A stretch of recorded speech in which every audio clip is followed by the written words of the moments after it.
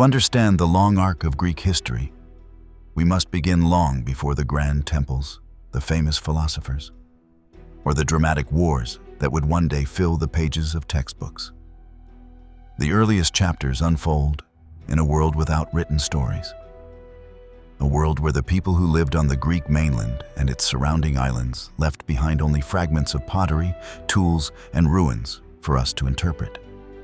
Yet from these fragments, we can trace the slow formation of a cultural landscape that would eventually shape the foundations of Greek civilization.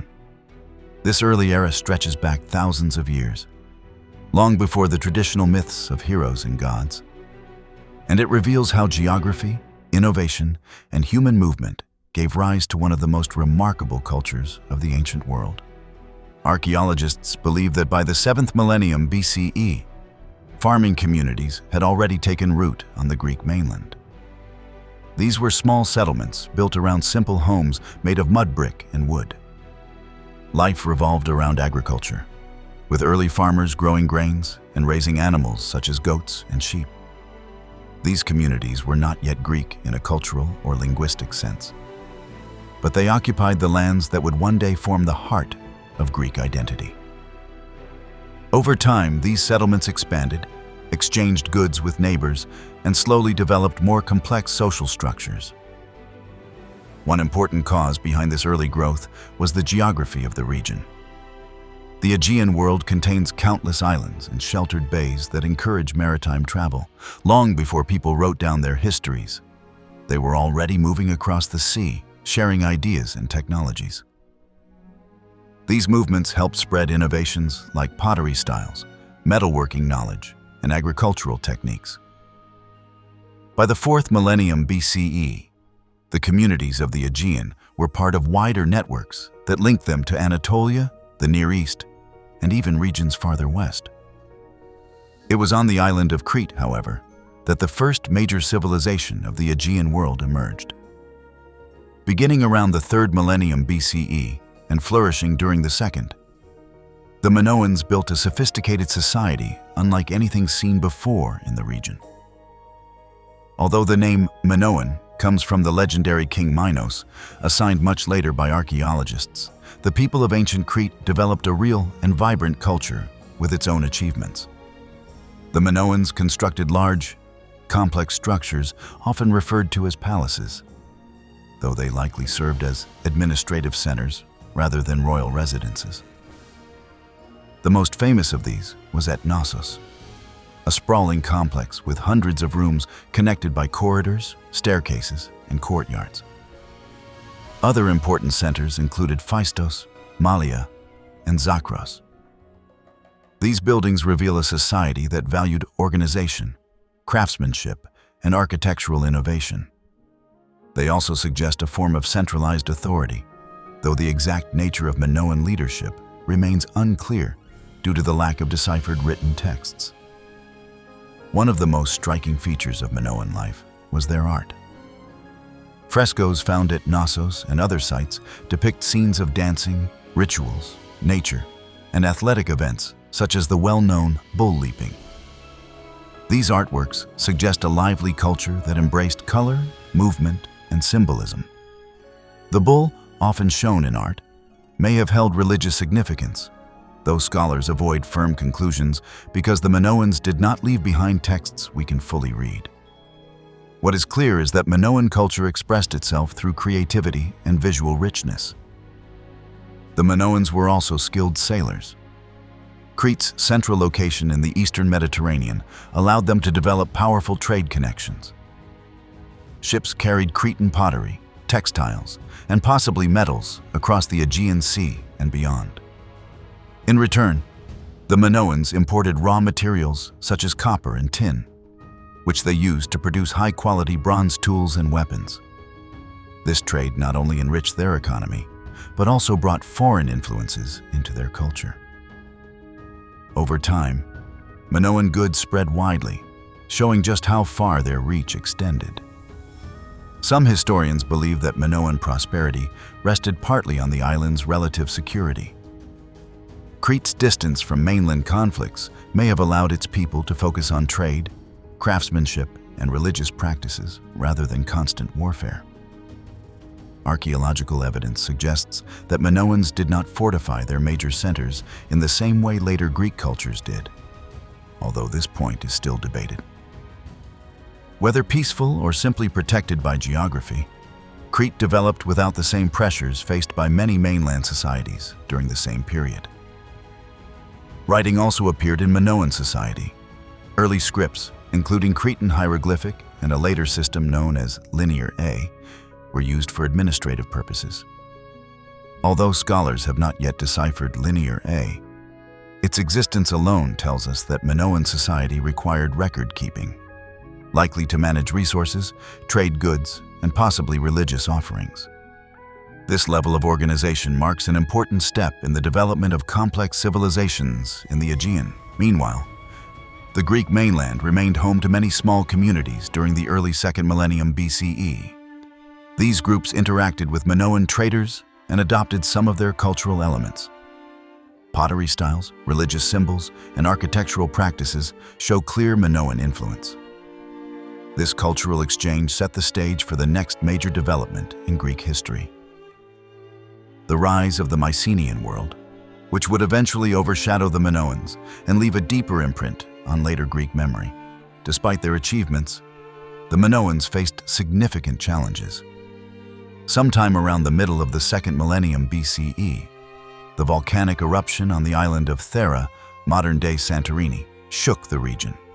The eruption, one of the most powerful in ancient history, devastated parts of the Aegean and likely caused massive tsunamis and climate disruptions.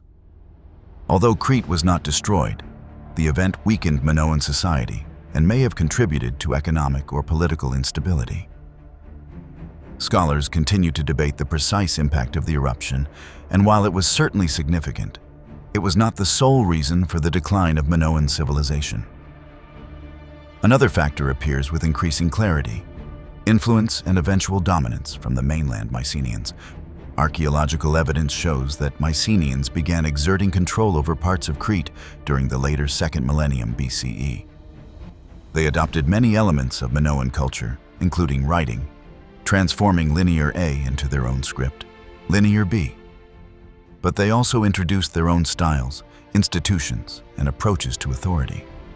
This transition marks a key turning point, where the first distinctly Greek-speaking society began shaping the Aegean world on a larger scale. The rise of the Mycenaean world marks one of the most significant shifts in early Greek history. While the island of Crete flourished under Minoan influence, mainland societies were beginning to grow in complexity, confidence, and ambition. Over many generations, these mainland communities transformed into powerful centers, dominated by warrior elites. Their achievements would echo through later Greek memory, shaping epic traditions and setting cultural patterns that survived long after their palaces fell silent. Unlike the earlier communities of the mainland, the Mycenaean centers developed around fortified hilltop structures, often called palaces, but functioning as wide-ranging administrative hubs. These complexes appeared during the 2nd millennium BCE and signaled the emergence of a distinctly mainland style of organization.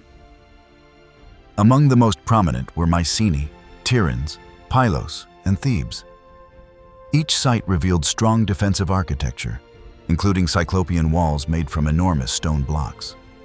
The walls appeared so massive that later Greeks believed only mythical giants, the Cyclopes, could have moved them. These fortifications were more than symbolic. They reflected a society concerned with security, competition, and the projection of authority.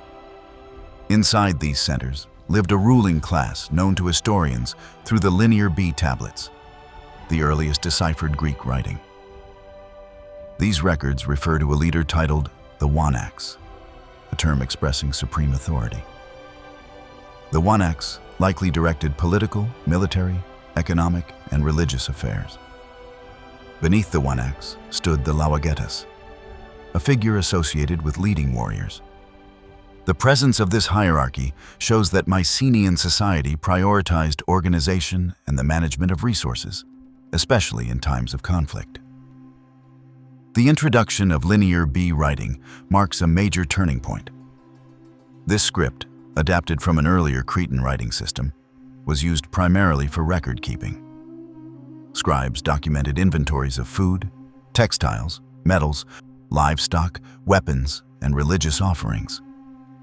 These records provide clear evidence of a centralized economy that depended on labor contributions from surrounding communities.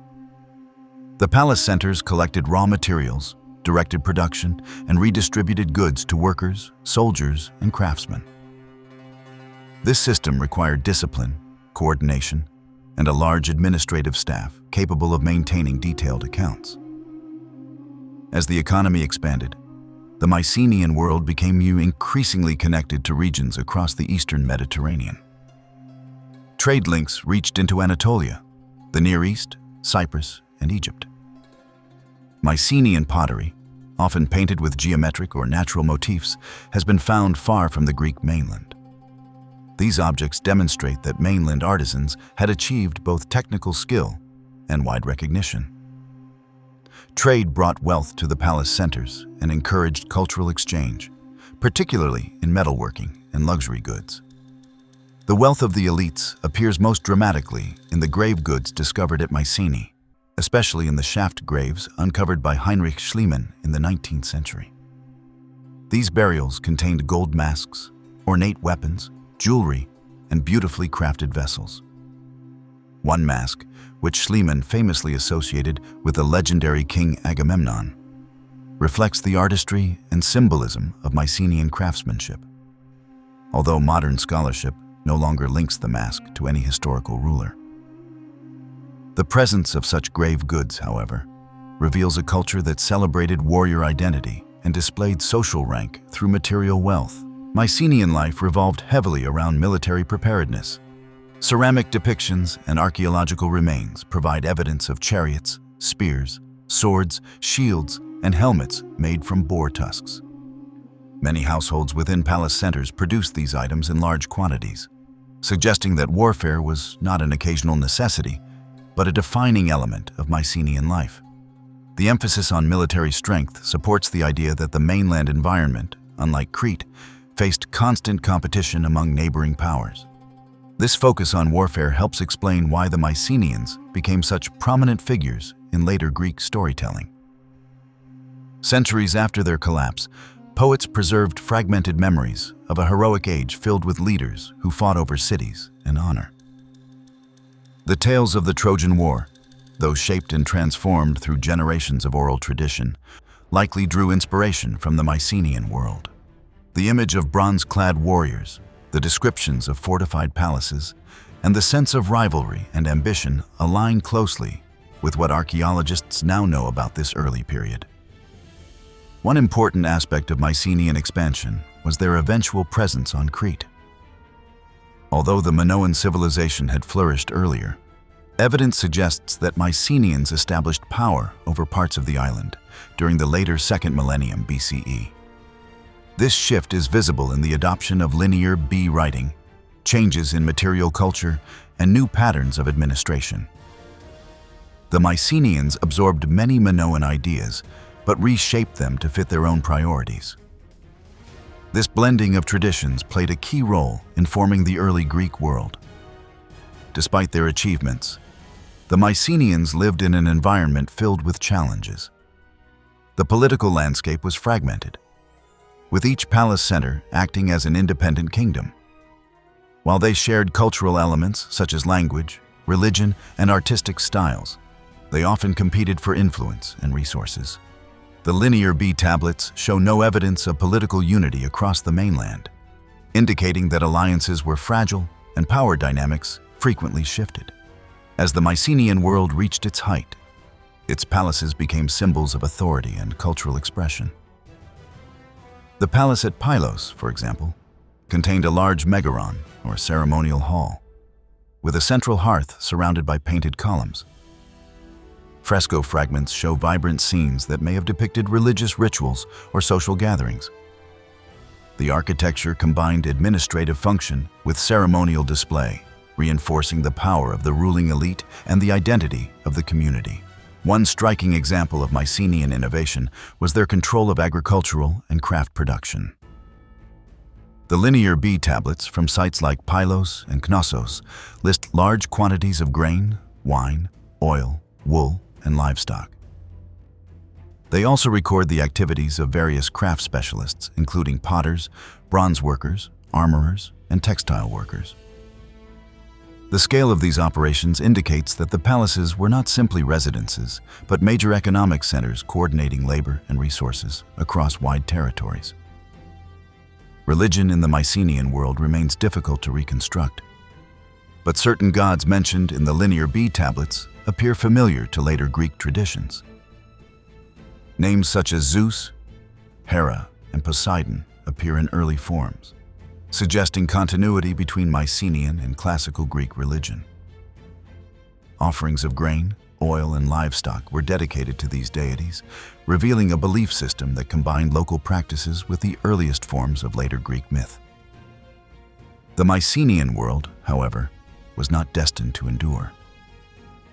Archaeological evidence shows that many palace centers suffered destruction during the late 2nd millennium BCE. Fires consumed administrative buildings, populations declined, and the writing system vanished from use. Scholars debate the precise causes of this collapse. Some point to internal conflict, others to foreign invasions, natural disasters, or economic strain. The most likely explanation is a combination of pressures that overwhelmed a system dependent on central administration and hierarchical control. As the palaces fell, the tightly organized economic networks they supported also crumbled. Without administrative centers to direct production and distribution, many communities reverted to simpler forms of organization. This transition ended the era of powerful kings and warrior elites who had once dominated the mainland. The disappearance of the Mycenaean palaces marks one of the most dramatic turning points in early Greek history. For generations, the fortified hilltop centers of Mycenae, Pylos, and Tiryns had coordinated economic life, warfare, and political authority across large regions of the mainland.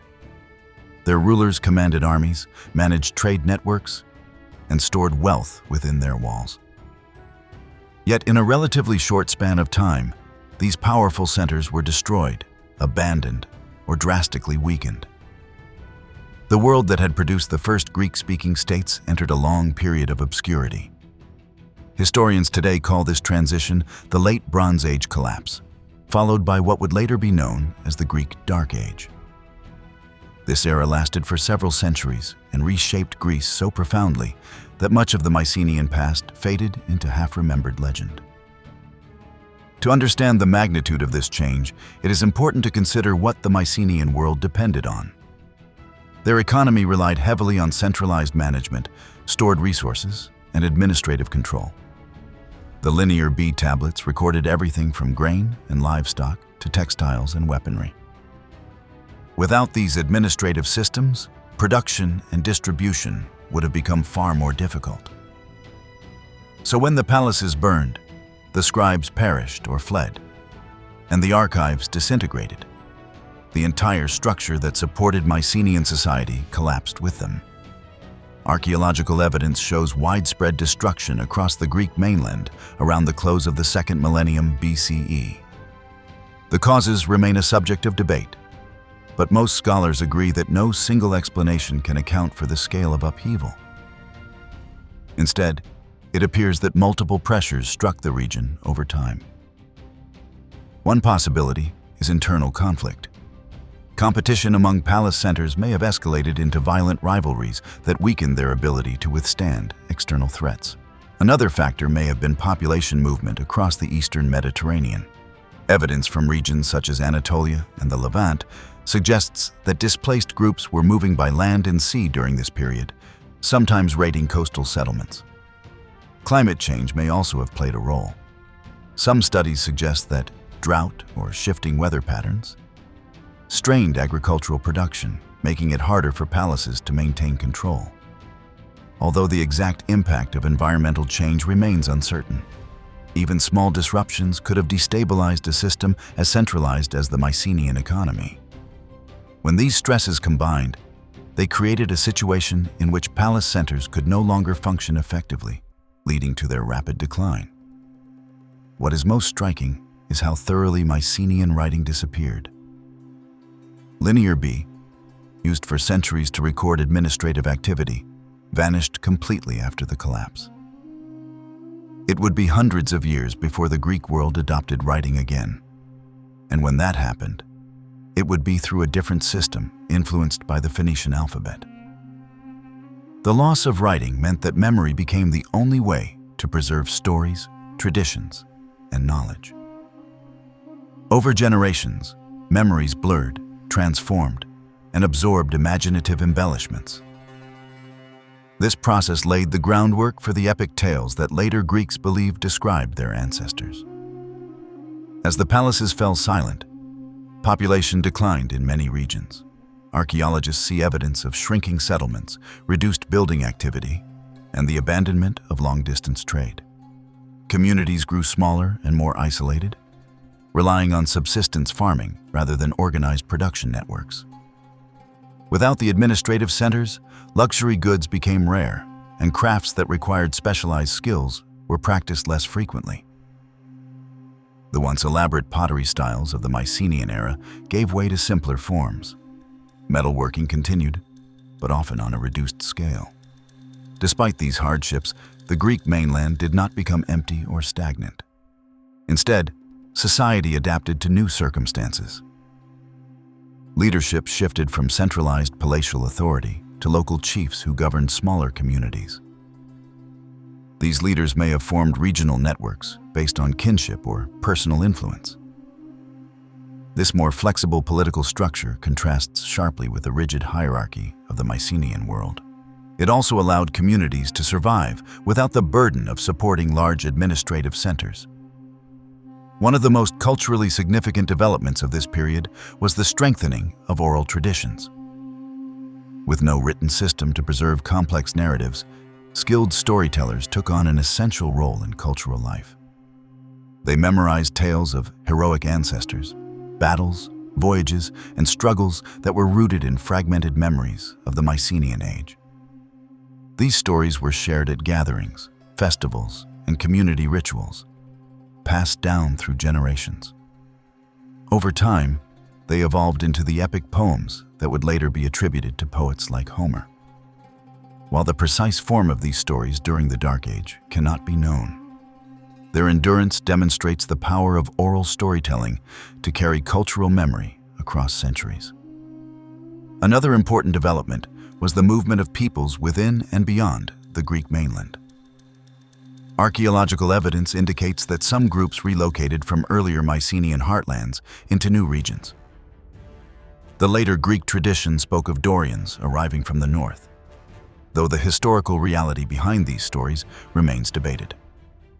Whether through migration, gradual cultural blending, or shifting political alliances, the population landscape of Greece changed significantly during this era.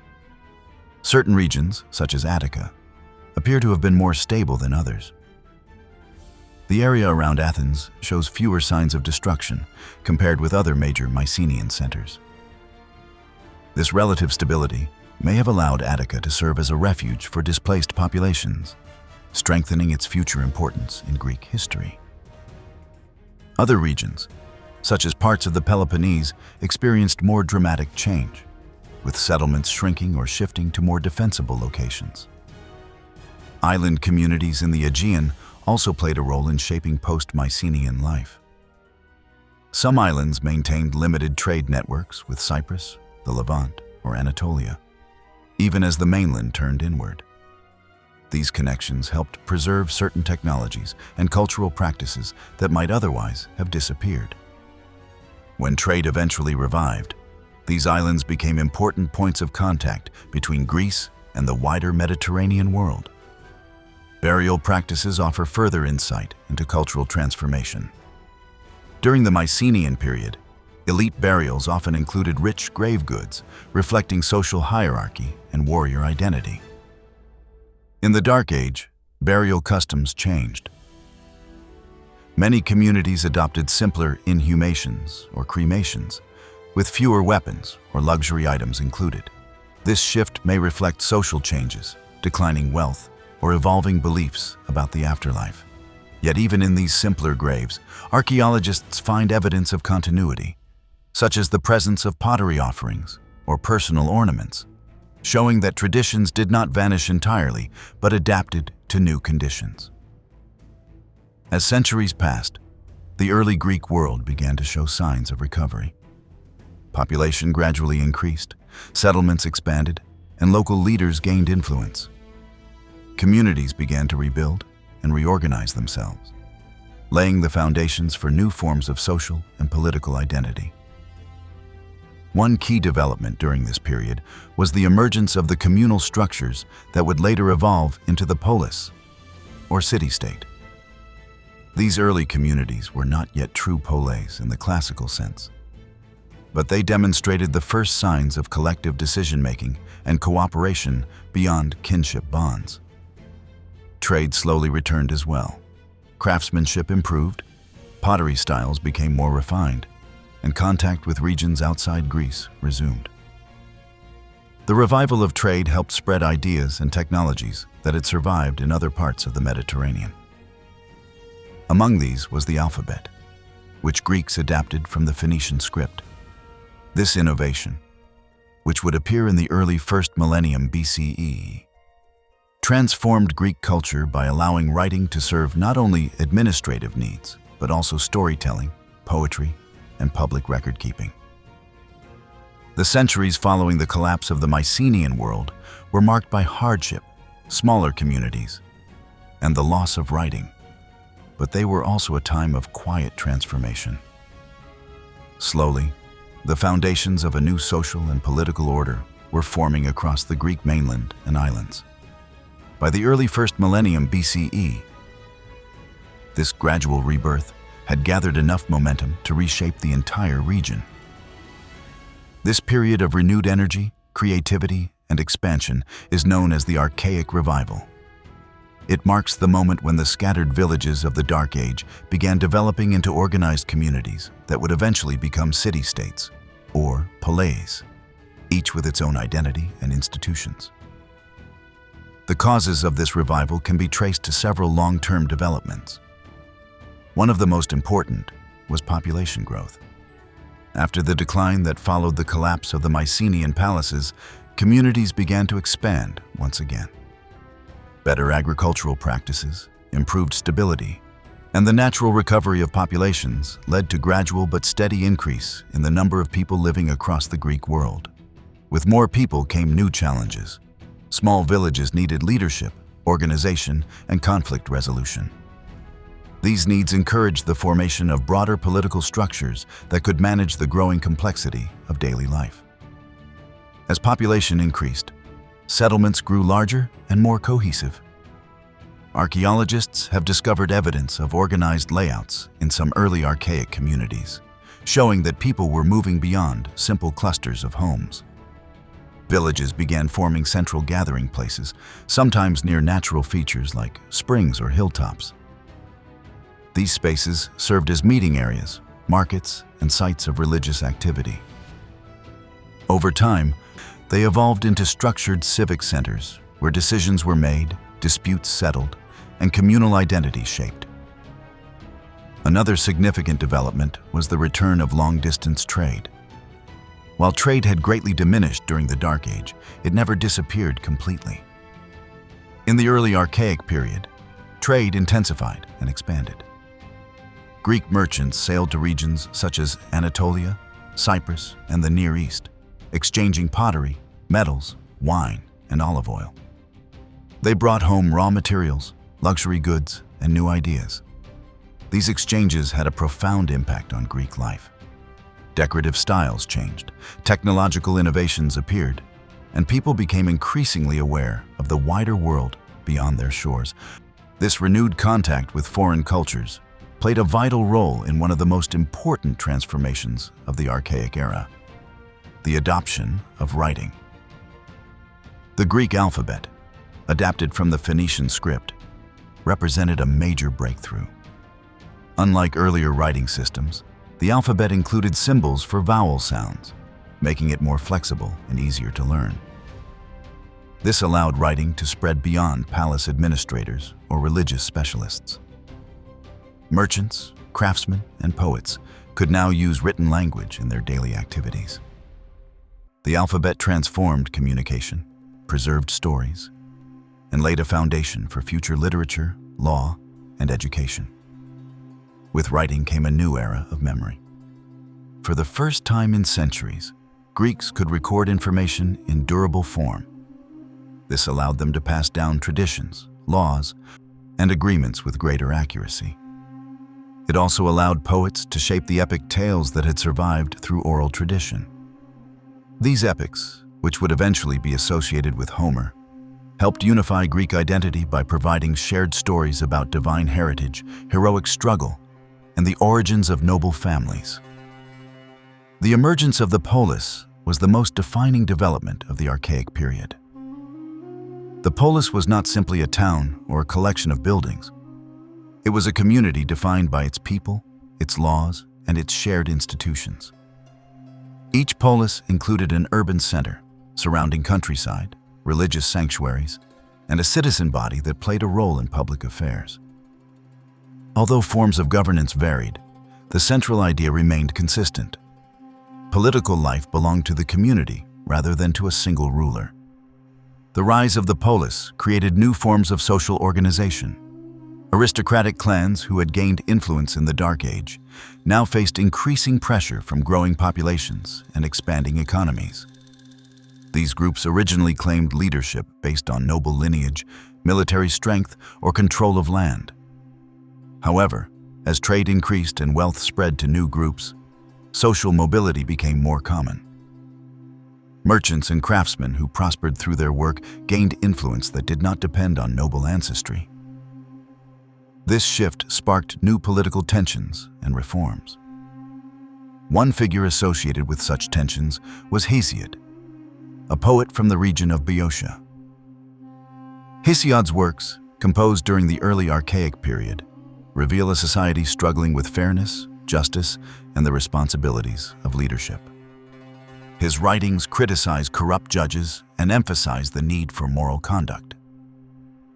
Although Hesiod was not a political leader, his poetry provides valuable insight into the concerns of ordinary people as the polis system was taking shape. Colonization also transformed the Greek world during this era. As populations grew and land became scarce, communities sent groups of settlers to establish new colonies across the Mediterranean and Black Sea regions.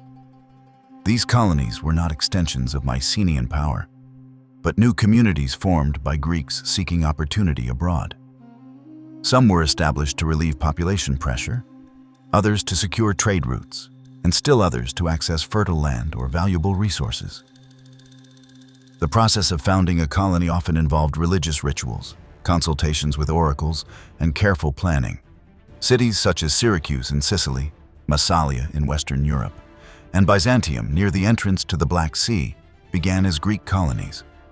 These settlements helped spread Greek language, culture, and institutions far beyond the Aegean. At the same time, interaction with local populations led to exchanges of customs and innovations. Colonization strengthened Greek economic networks, increased wealth, and deepened awareness of the world beyond the homeland. Another major influence on early Archaic society was the development of hoplite warfare. Unlike the elite chariot-based warfare of the Mycenaean age, hoplite warfare involved heavily armed infantrymen fighting in a tight formation called the phalanx. Each hoplite carried a shield, spear, and protective armor, working together with fellow soldiers to form a defensive and offensive wall of force. This new style of warfare required discipline, cooperation, and unity. It favored citizen soldiers over aristocratic warriors and encouraged stronger communal bonds within the polis. As hoplite warfare became common, it contributed to political changes. Citizens who fought to defend their community demanded a greater voice in its affairs. This tension between aristocratic control and broader participation eventually led to reforms in many polis. Although these reforms took different shapes in different regions, they shared a common purpose: balancing power among competing interests within the community. One example of early reform came from lawgivers who attempted to regulate social conflict. In some polis, leaders codified laws to prevent abuses by powerful families.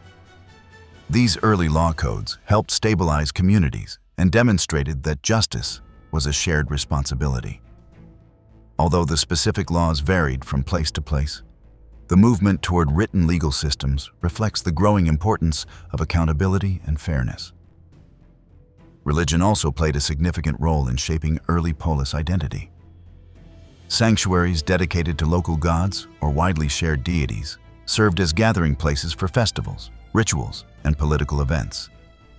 These sanctuaries reinforced community unity and provided opportunities for citizens to participate in shared traditions. Pan-Hellenic sanctuaries, such as those at Olympia, Delphi, and Isthmia, became important centers of regional interaction, drawing people from across the Greek world. Athletic competitions, especially those at Olympia, helped promote peaceful rivalry and fostered a broader sense of shared Greek identity. The Archaic period also saw the rise of new artistic and architectural styles.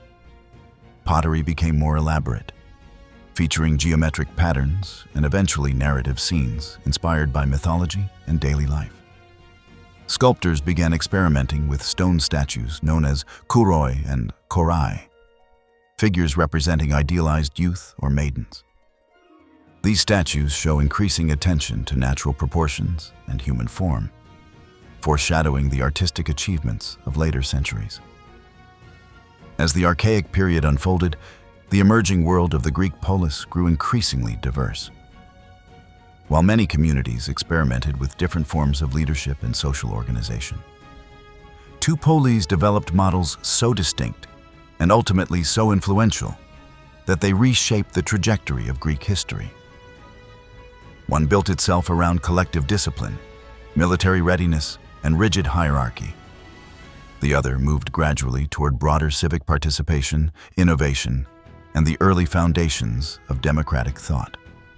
These two paths took form in Sparta and Athens, and their contrasting identities would define the political landscape of the Greek world for centuries. To understand why Sparta and Athens developed so differently, we must first consider their unique regional circumstances. Sparta was located in Laconia, a fertile valley in the southern Peloponnese surrounded by mountains that created natural barriers from neighboring regions. This landscape offered protection, but also encouraged insularity. It allowed the Spartans to focus on internal organization and to control local resources without constant interruption from outside forces. Athens, by contrast, sat on the peninsula of Attica, a region with access to the sea and several natural harbors. Although not particularly rich in farmland, Attica possessed silver mines and coastal outlets that encouraged trade, maritime activity, and cultural exchange. Geography alone did not determine the destinies of Sparta and Athens, but it shaped the environments in which their societies evolved. Sparta's distinctive social system emerged partly from its conquest of neighboring populations. Early in its history, Spartan forces seized control of Messenia, a fertile region to the west. The Mycenaeans became helots, a subjugated population bound to the land and forced to provide agricultural labor for their Spartan overlords. The helots vastly outnumbered Spartan citizens, making them both essential to the Spartan economy and a constant threat of rebellion. This reality shaped nearly every aspect of Spartan culture. To maintain control, Sparta developed a militarized society where citizens devoted their lives to discipline and combat readiness. At the core of this system was a rigorous educational program known as the agoge. Spartan boys entered the agoge at a young age and lived under strict communal supervision. They endured physical training, shared hardships, and cultivated loyalty to the state above all personal interests. The purpose of the agoge was not only to create skilled warriors, but also to instill unity and obedience. Young Spartans learned to speak plainly, endure discomfort, and demonstrate courage. qualities that later writers admired and sometimes romanticized. Yet for the Spartans, these traits were not poetic ideals, but practical necessities for survival within a society dependent on military dominance. Spartan government reflected this emphasis on stability and control. Power was divided among multiple institutions designed to balance authority and prevent any single individual from becoming too powerful. Sparta was ruled by two hereditary kings, a tradition whose origins may predate the polis itself. These kings shared military and religious duties. Alongside them operated the Gerousia, a council of elders composed of experienced leaders who served as advisors and judges.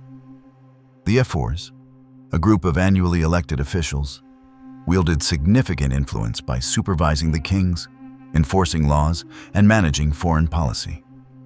Finally, the assembly of male citizens had the power to approve major decisions, though its role was more limited than comparable bodies in other polis.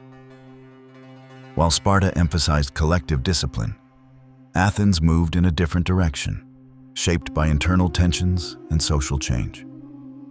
During the early Archaic period, Athens was governed primarily by aristocratic families who controlled land, wealth, and political leadership. These families filled the offices that oversaw religious rituals, military command, and judicial authority. Over time, however, pressure mounted against this narrow concentration of power. Population growth, economic shifts, and changes in land ownership created inequalities that threatened social stability. Many ordinary farmers struggled under debts they could not repay, sometimes losing their land or being forced into servitude. This crisis produced widespread unrest. The aristocratic leaders recognized that without reform, Athens risked falling into violent conflict. In response, they turned to Solon, a respected statesman, poet, and reformer. Solon was granted authority to address the crisis, and his reforms reshaped Athenian society. Solon's most famous act was the cancellation of debt bondage, freeing many Athenians who had been forced into servitude. He reorganized political participation by creating classes based on income rather than birth. Although wealth still influenced one's ability to hold office, this system opened the door for broader involvement among citizens. Solon also encouraged economic diversification, particularly the cultivation of olives for export, which helped strengthen Athens' position in trade. Despite Solon's efforts, political tensions did not disappear. In the decades that followed, rival factions competed for influence, each representing different regions of Attica. Eventually, power shifted to Pisistratus, a charismatic aristocrat who positioned himself as a champion of ordinary citizens. Through clever maneuvering and strategic alliances, Pisistratus seized control and established himself as a tyrant. Not in the modern sense of cruelty, but as a ruler who gained power outside traditional legal structures. Under Pisistratus and his sons, Athens experienced economic growth, infrastructural development, and cultural activity. New religious festivals were promoted, public works expanded, and trade flourished.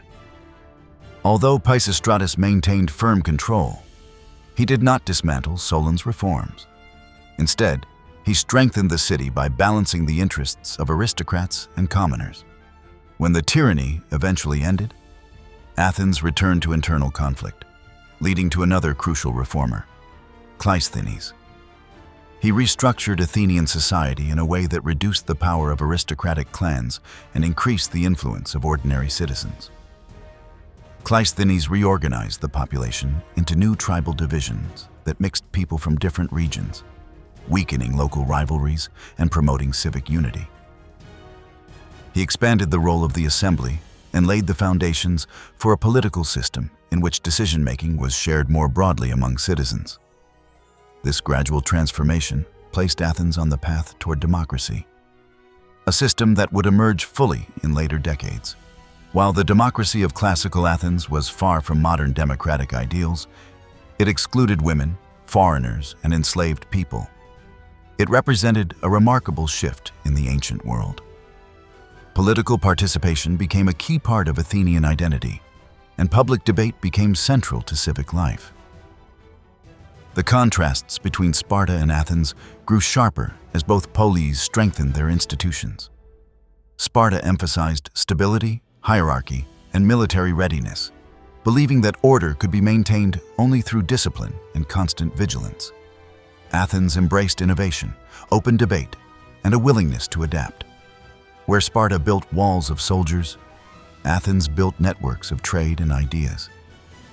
These differing values shaped their responses to regional challenges, foreign relations, and internal development.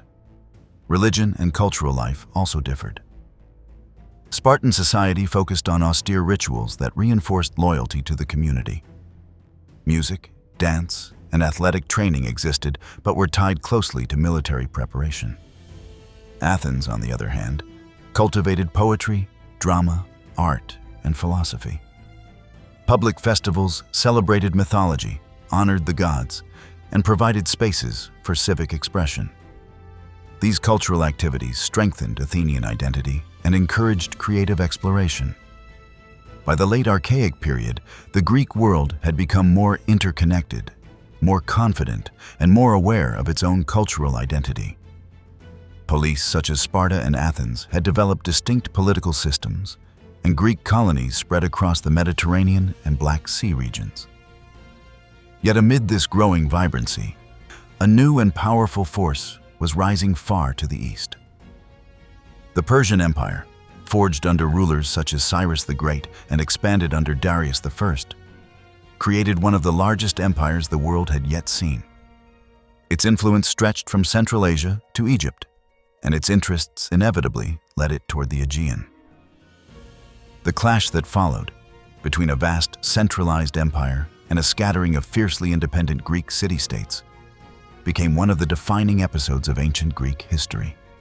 The roots of the conflict begin with the Ionian coast of Anatolia, where many Greek cities had been established during earlier waves of colonization. These Ionian cities, including Miletus, Ephesus, and others, were culturally Greek but politically vulnerable. As the Persian Empire expanded westward, it absorbed the regions surrounding these cities. Although the Persians often allowed local customs to continue, they demanded loyalty, tribute, and military support. Many Ionian Greeks accepted Persian authority out of necessity, but resentment simmered beneath the surface. This tension erupted into open conflict with the Ionian Revolt, an uprising in which several Greek cities attempted to throw off Persian control. The revolt began in Miletus under the leadership of Aristogoras, who sought independence from Persian oversight. The Ionian rebels initially achieved some success, but they recognized they needed help. They appealed to fellow Greeks across the Aegean. Most polis chose not to involve themselves, unwilling to risk war with a powerful empire. But Athens and the small city of Eretria agreed to send assistance, motivated by shared cultural ties and perhaps by growing unease over Persian expansion. Athenian ships sailed across the Aegean and joined the Ionian forces in attacking Sardis, a major Persian administrative center.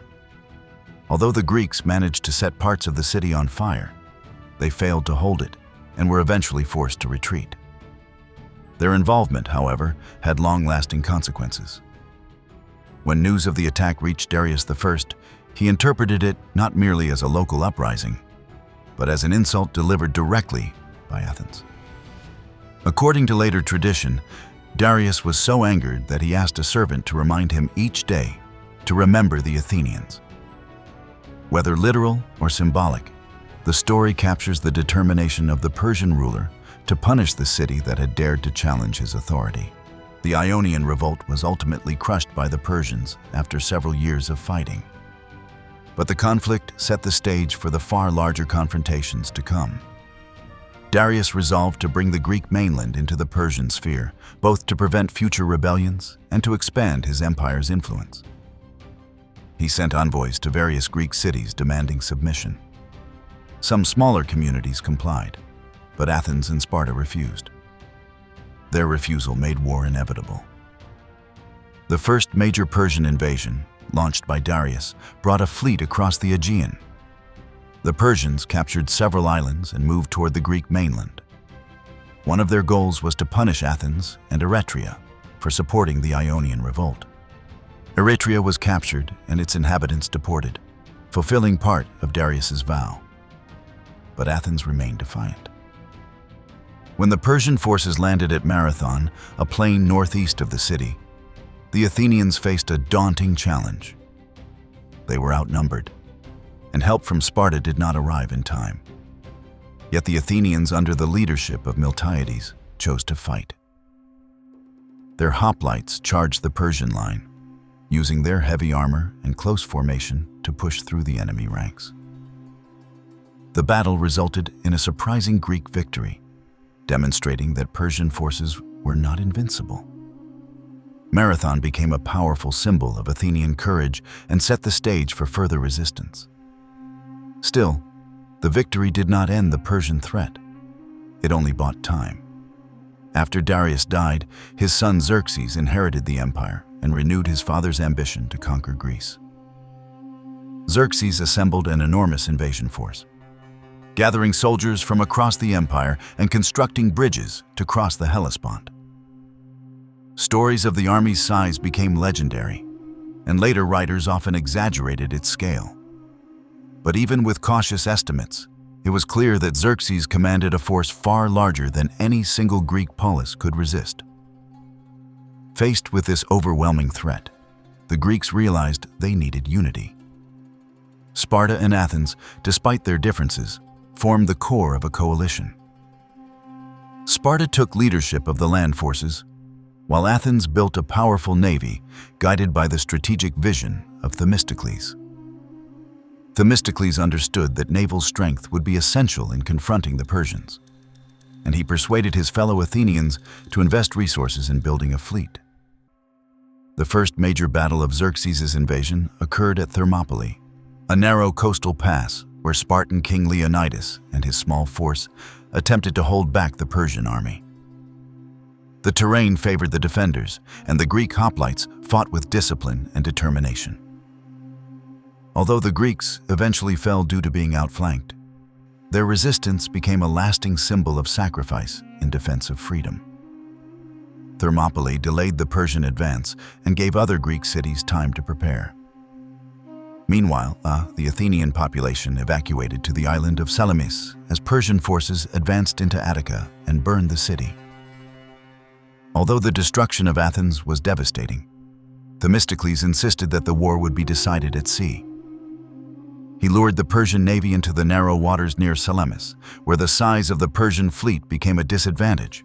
Greek ships, smaller and more maneuverable, used the cramped space to their advantage, ramming and disabling many Persian vessels. The victory at Salamis marked a turning point, as Xerxes withdrew a large part of his forces. The final blow to Persian ambitions came at the land battle of Plataea, where a coalition of Greek forces led by Sparta defeated the Persian army that remained in Greece. This victory secured Greek independence and ended the immediate threat of Persian conquest. In the same period, Greek naval forces achieved a decisive victory at Mycale, weakening Persian control of the Aegean and encouraging further revolt among Ionian cities. The aftermath of the Persian Wars left the Greek world transformed. Athens, whose rising naval power had played a decisive role in defeating the Persian Empire, emerged with newfound prestige, confidence, and ambition. In the decades that followed, Athens entered a remarkable period of political innovation, cultural creativity, and imperial expansion. This era, often called the Athenian Golden Age, reshaped not only the city itself, but also the course of Greek history as a whole. The foundations of Athenian power during this era rested on three interconnected developments: the strengthening of democratic institutions, the rise of an Athenian-led alliance known as the Delian League, and the flowering of cultural achievements in art, drama, philosophy, and architecture. These forces combined to create a society whose influence extended far beyond Attica.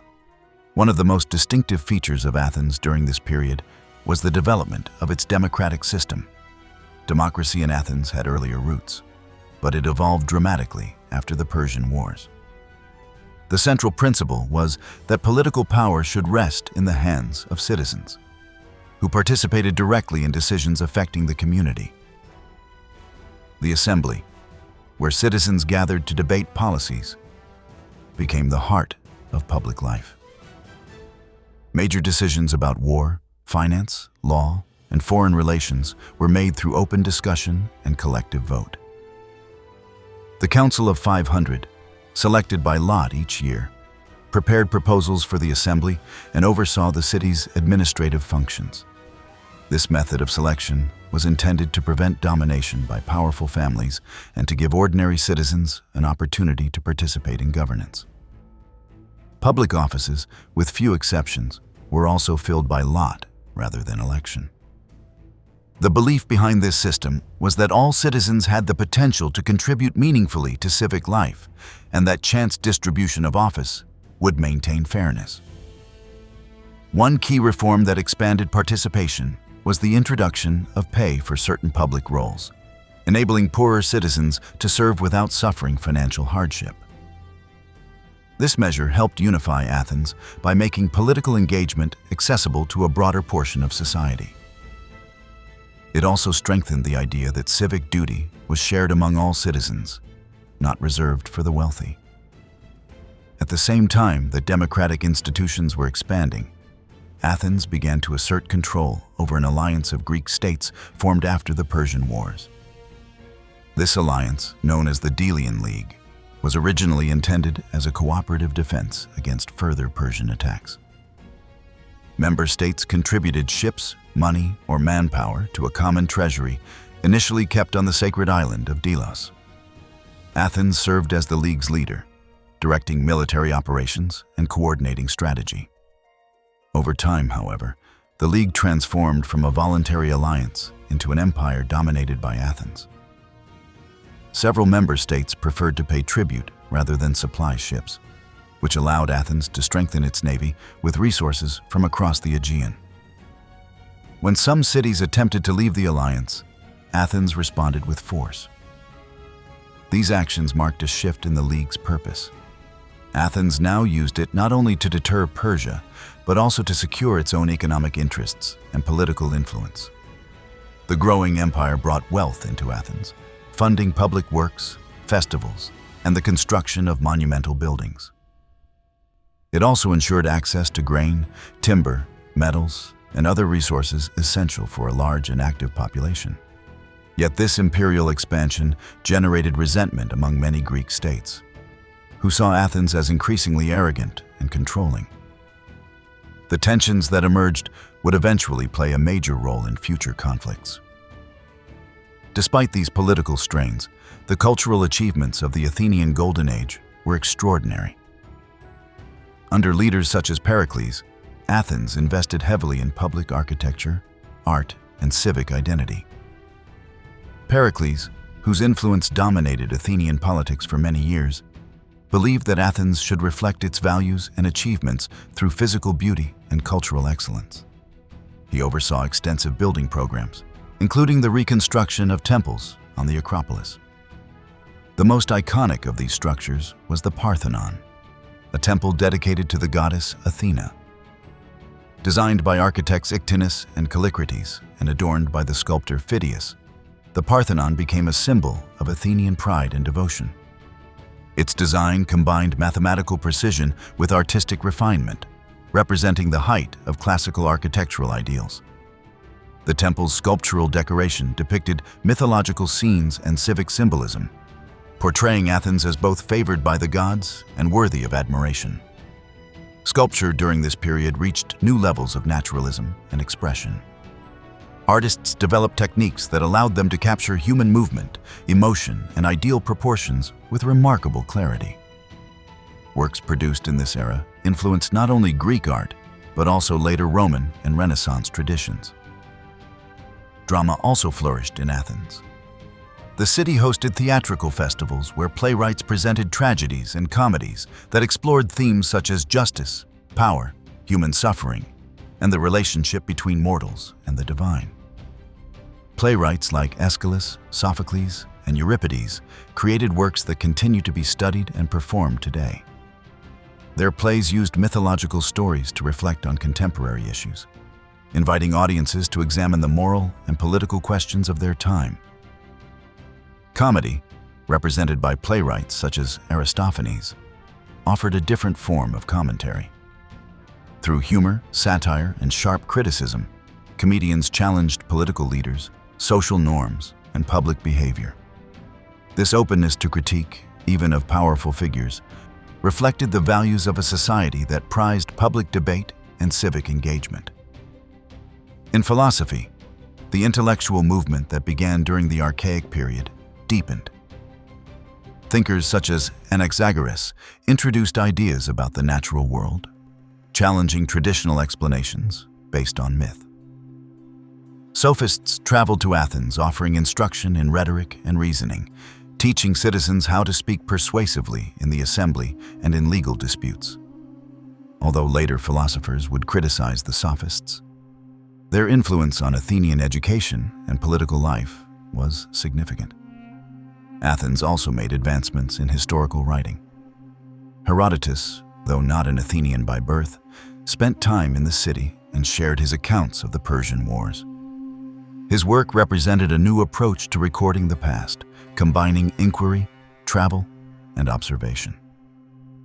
He sought not only to describe events, but to understand their causes, motivations, and outcomes. This analytical approach influenced later historians such as Thucydides. The Athenian Golden Age, however, was not without internal challenges. The expanding democracy faced tensions between wealthy and poor citizens, between traditional aristocratic values and broader civic participation. The empire's growth created ethical dilemmas about freedom, power, and responsibility. Athens often justified its control over other cities by arguing that its leadership protected the Greek world from Persian influence. Yet critics argued that Athens acted more like a dominating power than a liberating force. These contradictions were evident in the treatment of allied cities that resisted Athenian demands. When rebellions occurred, Athens responded with military force, sometimes imposing harsh punishments. These actions hardened opposition to Athenian rule and fueled rivalry with other major powers, especially Sparta. While Athens celebrated its cultural achievements and political innovation, it also faced the consequences of growing imperial ambition. The contrast between Athens' democratic ideals and its imperial behavior became one of the defining tensions of the period. Pericles himself acknowledged this complexity. In a famous public speech, he described Athens as a model of freedom and excellence. Yet he also warned that the city's leadership required commitment and sacrifice. He believed that Athens had earned its position through valor, and that its empire was both a product of necessity and a source of pride. Whether this view was widely shared or deeply contested remains a subject of debate among historians. As the glow of the Athenian Golden Age brightened, shadows simultaneously lengthened across the Greek world. Prosperity, innovation, and imperial confidence had transformed Athens into a cultural and political powerhouse. But this rise also magnified tensions with rival polis. Above all, Sparta. The uneasy balance created after the Persian Wars began to fracture as Athens expanded its influence through the Delian League. Sparta, known for its caution and conservatism, watched with growing alarm as Athenian power reached deeper into the Aegean. The conflict that emerged from these competing forces became known as the Peloponnesian War, a protracted and devastating struggle that would alter the course of Greek history. The roots of the conflict lay in competing visions of order and leadership. Sparta led the Peloponnesian League, a network of allied states committed to mutual defense and dominated by oligarchic governments. Athens, meanwhile, presided over the Delian League, which had gradually become an empire supporting democracy at home, but imposing control abroad. The contrast between Spartan restraint and Athenian ambition created ideological tensions that sharpened as the two powers confronted disputes involving their respective allies. One early clash occurred over the city of Corinth. a powerful commercial state and a longtime member of the Peloponnesian League. Corinth resented Athenian influence in regions it considered essential to its interest. Conflicts involving smaller polis, such as Corcyra and Potidaea, drew Athens and Corinth into confrontation, escalating regional disputes into larger diplomatic crises. The historian Thucydides later wrote that the true cause of the war was Spartan fear of Athenian power.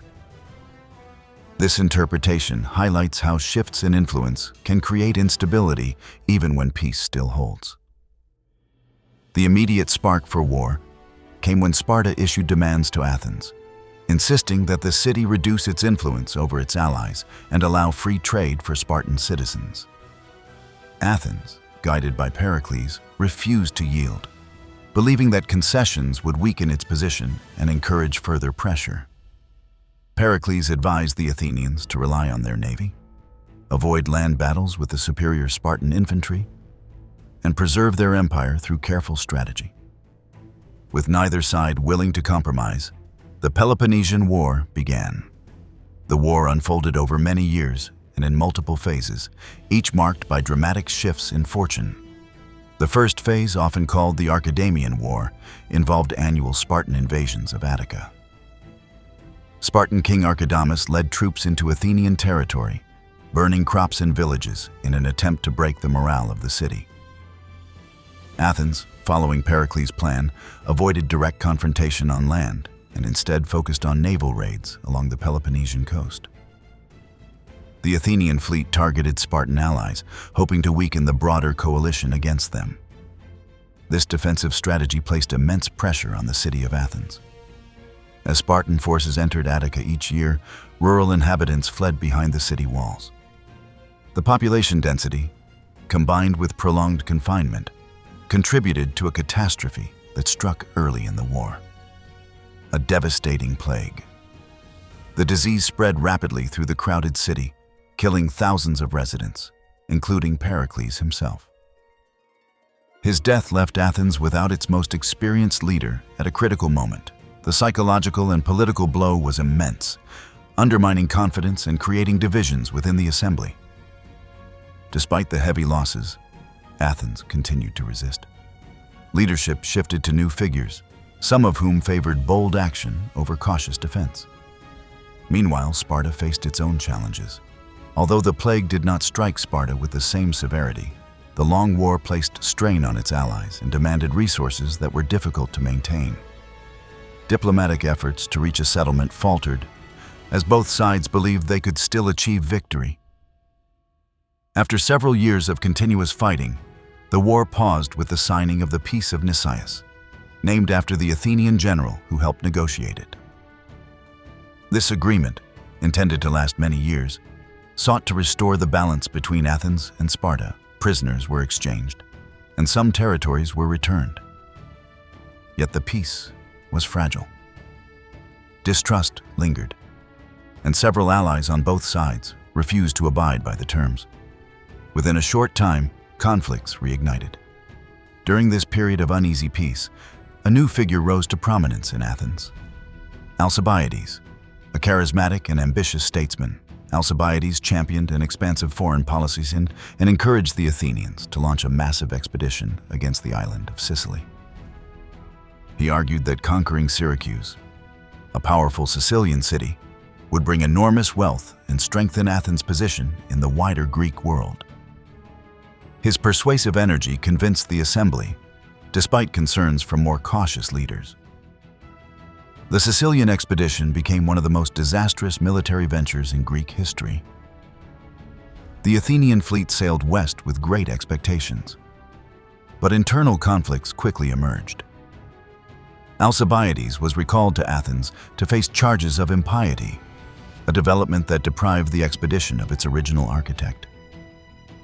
He fled instead to Sparta, offering advice to his former enemies. His defection deepened the crisis for Athens and contributed to strategic missteps.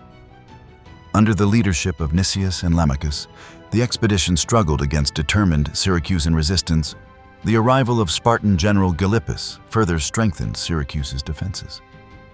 The campaign dragged on, consuming Athenian resources and morale. Eventually, the Athenian forces were defeated, their fleet destroyed, and their soldiers either killed or imprisoned. The loss shocked the Greek world and marked a turning point in the war. Athens, though battered, did not immediately collapse. The city rebuilt its navy and continued fighting, but the psychological and economic toll was severe. Meanwhile, Sparta capitalized on the opportunity created by Athens' setback. With support from Persia, which sought to weaken both Greek powers, Sparta built a stronger navy and intensified its efforts to cut off Athenian grain supplies arriving through the Hellespont. The involvement of Persian resources demonstrated how a regional Greek conflict had grown into a wider geopolitical struggle. Alcibiades, whose fortunes changed repeatedly, eventually returned to Athens after falling out with the Spartans. He achieved some military successes upon his return, helping to revive Athenian confidence. Yet internal rivalries and political instability continued to weaken the city. Athens executed several generals after a controversial naval battle during a storm, a decision that shocked observers and revealed how desperation had eroded the city's political judgment. The final stage of the Peloponnesian War unfolded with increasing intensity. Sparta, under the leadership of Lysander, focused on naval supremacy. With Persian funding, he built and maintained fleets that challenged Athenian control of key waterways. His victories gradually isolated Athens from its sources of grain and income. The decisive blow came when Lysander's forces defeated the Athenian navy at Aegospotami, destroying the last major fleet Athens could field. With its navy gone, Athens faced starvation. The city was besieged, its trade routes blocked, and its allies either defeated or too fearful to offer support. After months of suffering, Athens surrendered. The walls of the city were torn down, its empire dissolved, and its democracy briefly replaced by an oligarchic regime favored by Sparta. The Peloponnesian War left the Greek world exhausted, fractured, and vulnerable. Athens had suffered defeat, Sparta struggled to maintain its fleeting supremacy, and other polis found themselves caught between fading allegiances and new ambitions.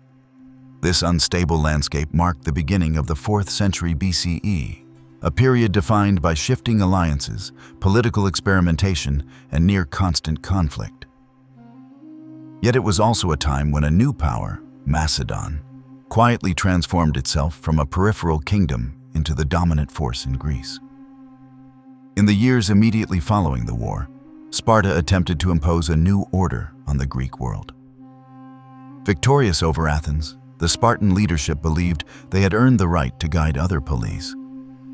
They installed oligarchic governments in some cities, demanded loyalty from others, and relied heavily on the authority of Spartan commanders stationed throughout the Aegean. However, Sparta's strict and often harsh methods quickly generated resentment. Many Greek communities, already weary of conflict, resisted what they saw as another form of domination. Moreover, Sparta lacked the resources and diplomatic flexibility needed to sustain long-term leadership. The Spartan population of full citizens remained relatively small, and the state depended heavily on the labor of helots, whose periodic revolts created constant anxiety. Maintaining control over distant allies stretched Spartan capabilities. The very qualities that made Sparta effective in disciplined warfare, conservatism, rigidity, and suspicion of change, became weaknesses in the complex political environment of the 4th century. Athens, though weakened, gradually rebuilt itself. Freed from the constraints imposed at the end of the Peloponnesian War, the Athenians restored their democracy and revived their intellectual and cultural life. They regained some naval strength and formed new alliances, but they did not return to the imperial ambitions of the earlier Golden Age. Instead, Athens sought to re-establish its regional influence through diplomacy and economic activity rather than outright conquest. As Sparta and Athens maneuvered for position, Thebes emerged as a rising power. Long overshadowed by its more famous neighbors, Thebes underwent significant military and political reforms. A key figure in this transformation was Epaminondas, a general and statesman whose strategic genius reshaped Greek warfare. Epaminondas developed innovative tactics, including the use of a strengthened left flank in battle, designed to break enemy formations more effectively. His reforms also emphasized the importance of collective discipline among Theban soldiers. Thebes challenged Spartan dominance directly. In a decisive confrontation at Leuctra, Theban forces defeated the Spartans, shattering the myth of Spartan invincibility that had endured for generations. This victory allowed Thebes to assert control over parts of the Peloponnese and to support the liberation of Messenia, whose people had long been subjugated as helots under Spartan rule. The loss of Messenia undermined the economic foundation of Sparta and set the polis on a permanent path of decline. Although Thebes enjoyed a period of influence, its power rested heavily on the leadership of Epaminondas. After his death in battle, Thebes struggled to maintain its ascendancy. Once again, the Greek world found itself without a clear leader. Police formed shifting alliances, engaged in intermittent wars, and pursued local ambitions that often brought them into conflict with their neighbors. Amid this instability, Greek political thought evolved. Philosophers in Athens, such as Socrates, Plato, and Aristotle, reflected deeply on questions of governance, ethics, education, and the nature of the ideal state. Their work influenced not only their contemporaries, but countless generations to come. Yet even as philosophical debates flourished, Greek politics remained chaotic. Many thinkers lamented the inability of polis to form lasting unity or to prevent destructive rivalries. While the major southern polis struggled with recurring conflict, a kingdom to the north was undergoing a quiet transformation. Macedon, often viewed by southern Greeks as a marginal and less civilized region, was consolidating its power. Macedonian kings traced their lineage to heroic ancestors and maintained a strong warrior tradition. Yet prior to the 4th century, the kingdom lacked the organization and stability necessary to challenge the great polis of the south. This changed dramatically under the leadership of Philip II. When Philip came to power, Macedon faced significant challenges, including threats from neighboring tribes and internal divisions among aristocratic families. Rather than allowing these problems to overwhelm the kingdom, Philip embarked on a sweeping series of reforms that reshaped Macedonian society, government, and military power. Philip recognized that Macedon's survival depended on creating a disciplined and professional army. He reorganized the infantry into a phalanx armed with long pikes, creating formations with greater reach and defensive capability than traditional hoplite forces. He combined this infantry with elite cavalry units drawn from the Macedonian nobility. The result was a flexible, powerful military capable of adapting to various battlefield conditions. Military innovation alone did not account for Philip's success. He also restructured the Macedonian state to ensure consistent revenue, centralized authority, and loyalty among the aristocracy. Through strategic marriages, diplomatic negotiations, and occasional force, he unified the kingdom and secured its borders. Philip's political skill matched his military talent, allowing him to influence Greek affairs even before his armies marched south. As Philip strengthened Macedon, he carefully inserted himself into Greek politics. He presented himself at times as an ally, at other times as a mediator in disputes among the polis. His involvement in conflicts such as the Sacred War, a struggle rooted in religious and political tensions, gave him opportunities to intervene directly in central Greek affairs. Each intervention increased his influence and weakened the ability of the polis to unite against him. In Athens, the rise of Macedon provoked mixed reactions. Some Athenians believed that Philip could be a useful partner in stabilizing the region. Others viewed him as a threat to Greek freedom. Among the latter was the orator Demosthenes, whose speeches urged Athens to resist Macedonian encroachment. Demosthenes warned that Philip's ambitions would eventually turn him against all Greek cities, not just his immediate rivals. His rhetoric captured the anxiety of a polis aware that its political system and cultural traditions were at risk. The rise of Macedon under Philip II had already transformed the political landscape of Greece. But an even greater transformation was about to unfold. When Philip was assassinated, his son Alexander inherited a powerful, unified kingdom and a disciplined army. Although young, Alexander carried the training, ambition, and vision necessary to reshape not only Greece, but much of the known world. His campaigns forged an empire stretching across 3 continents and initiated cultural exchanges that forever altered the course of ancient history. This extraordinary period, though brief in duration, left a legacy that echoed through centuries. From the beginning, Alexander displayed remarkable qualities as a leader. Educated by Aristotle, he was exposed to philosophy, science, ethics, and literature. This education sharpened his intellect and broadened his worldview. Yet Alexander was not merely a student of ideas. He also possessed formidable military and athletic training. Reports from ancient sources describe him as fearless, energetic, and deeply competitive. He absorbed lessons from his father's military innovations, especially the use of the Macedonian phalanx, combined with elite cavalry forces. Alexander's first challenge after ascending to the throne was securing his authority.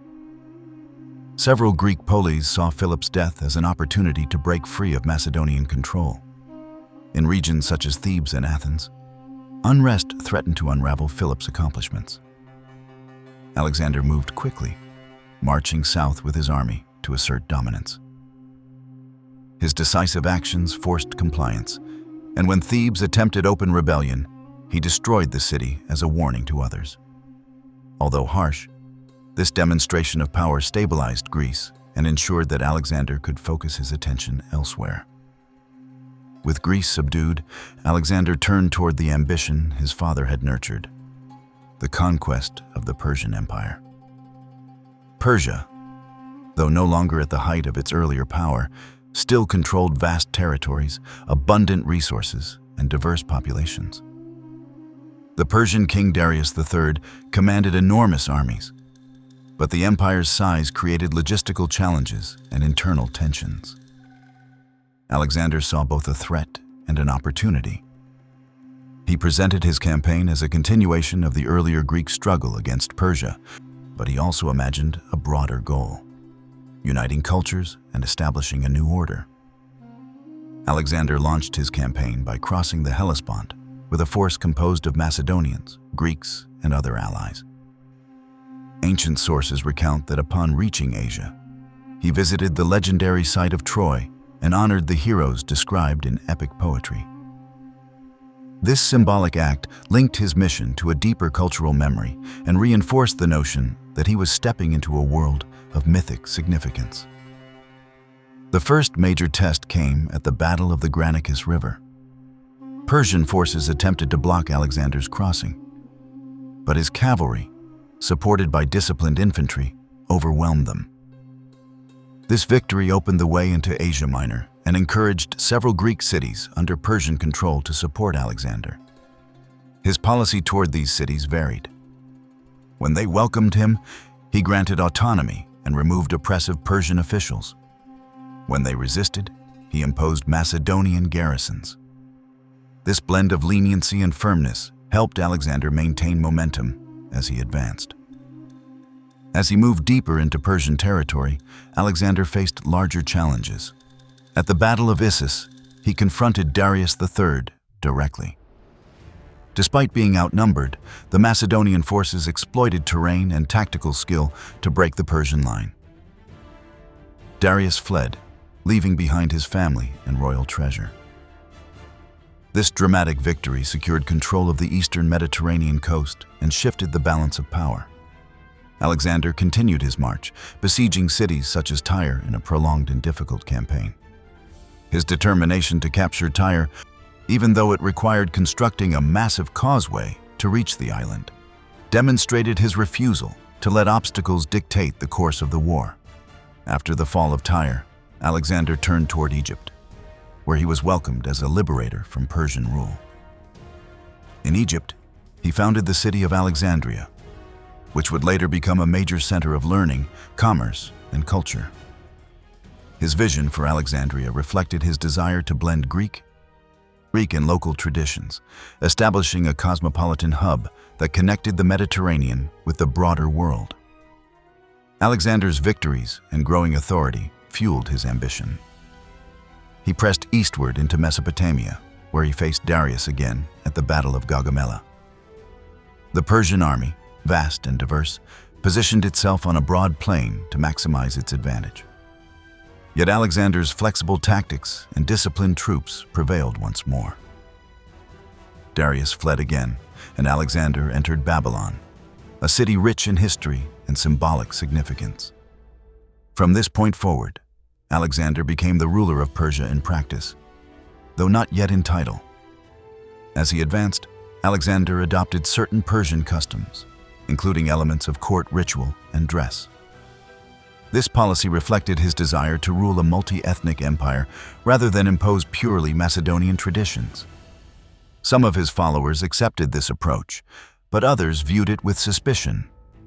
Tensions emerged among his troops, who feared that Alexander was abandoning Greek and Macedonian values. These cultural disagreements became more pronounced as the campaign stretched farther into unfamiliar territories. Alexander continued deeper into Persia, capturing the imperial capitals of Susa and Persepolis. The wealth he acquired was staggering, surpassing anything known in the Greek world. At Persepolis, a fire destroyed part of the palace complex. Ancient accounts differ on whether the destruction was intentional or accidental, but the event became emblematic of the fall of the Achaemenid dynasty. The pursuit of Darius eventually ended when the Persian king was killed by one of his own satraps, an event that shocked Alexander. He honored Darius's body and declared that he would continue the rule of Persia as its rightful successor. This moment signaled a shift in Alexander's identity, from conqueror to emperor, from avenger of Greek grievances to unifier of diverse cultures. Even after securing control of Persia, Alexander continued to expand his empire.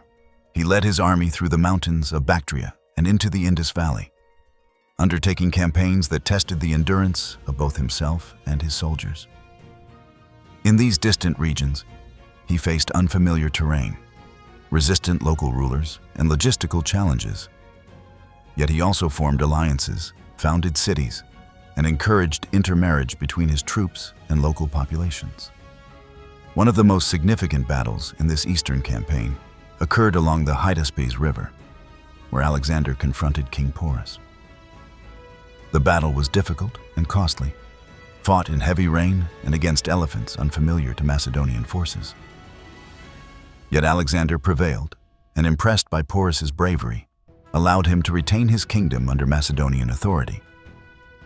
This act reflected Alexander's evolving approach to governance. He valued loyalty and competence over conquest for its own sake. The death of Alexander the Great left behind an empire of staggering size but fragile unity. Stretching from Greece to Egypt and as far east as the Indus Valley, this vast realm had been held together largely by Alexander's personal authority, charisma, and strategic brilliance. When he died without a clear adult heir, the empire entered a period of intense competition among his generals. These commanders, known as the Diadochi, each believed they had earned the right to control part or all of Alexander's legacy. Their rivalries shaped the early Hellenistic world and set the foundations for new political and cultural landscapes that blended Greek traditions with the diverse customs of the regions Alexander had conquered. Soon after Alexander's death in Babylon, his generals attempted to preserve the unity of the empire by declaring loyalty to his family. But unity proved impossible. Geographical distances, local power structures, and personal ambitions made a single centralized government unrealistic. The struggle escalated into a series of conflicts called the Wars of the Successors. These wars were fought not only for territory, but also for legitimacy, as each leader sought to claim a connection to Alexander's lineage or military achievements. Out of this complex period emerged several major Hellenistic kingdoms. 3 of these became particularly influential: the Ptolemaic Kingdom in Egypt, the Seleucid Empire covering much of the Near East, and the Antigonid Kingdom in Macedon and parts of Greece. Though smaller states also existed, these 3 commanded vast resources and helped define the character of the era. In Egypt, Ptolemy, one of Alexander's trusted generals, established a stable and long-lasting dynasty. He presented himself as both a Greek monarch and a traditional pharaoh, blending Greek and Egyptian political cultures. Under his rule and that of his successors, Alexandria became one of the most vibrant cities in the ancient world. The city's famous library, though its exact size remains debated, symbolized a broader commitment to learning, scholarship, and cultural exchange. Alexandria's scholars produced advancements in mathematics, astronomy, geography, and medicine. The museum complex associated with the library served as a center for scientific research, drawing intellectuals from across the Mediterranean. The Seleucid Empire, founded by Seleucus, controlled an enormous stretch of territory that included Mesopotamia, Persia, and parts of Central Asia. Administering such a large and culturally diverse area required diplomatic flexibility. Seleucid rulers established new cities patterned on the Greek model, promoting Greek language and institutions while also incorporating local traditions. The empire became a crossroads of cultures, where Greek influences blended with Mesopotamian, Persian, and Central Asian customs. Roads and trade routes flourished under Seleucid rule, allowing ideas, goods, and technologies to move more freely than before. In Macedon and Greece, the Antigonid dynasty emerged as the dominant power. This kingdom, though smaller than the others, continued to play a central role in Greek affairs. Antigonid rulers maintained strong ties with Greek polis, sometimes supporting local autonomy and at other times exercising direct control. Their influence helped shape the political development of Greece during the Hellenistic period, particularly in regions such as Thessaly and the Peloponnese. The creation of these new kingdoms marked a turning point in Greek identity. During the classical era, Greek culture had been closely tied to the polis system, a world of independent city-states with distinctive customs and rivalries. The Hellenistic age shifted this dynamic. Greek language and culture spread far beyond the Aegean, becoming tools of administration, commerce, and intellectual life in diverse regions. As a result, the meaning of being Greek expanded. It was no longer defined solely by membership in a particular polis, but by participation in a broader cultural sphere shaped by shared language, education, and values. Urban life flourished in the Hellenistic world. Alexander and his successors founded cities across Asia and the Eastern Mediterranean, often named after Alexander or members of his family. These cities followed Greek architectural patterns, with agoras, theaters, gymnasia, and temples. They served as administrative centers, military bases, and hubs of cultural activity. Greek settlers mingled with local populations, creating cosmopolitan communities where different traditions interacted. This blending produced new artistic styles, religious expressions, and social norms. One of the defining features of the Hellenistic age was the rise of new philosophical schools. Classical Athens had produced great thinkers such as Plato and Aristotle, whose ideas continued to influence later generations. But the Hellenistic world brought fresh approaches to questions about life, ethics, and human purpose.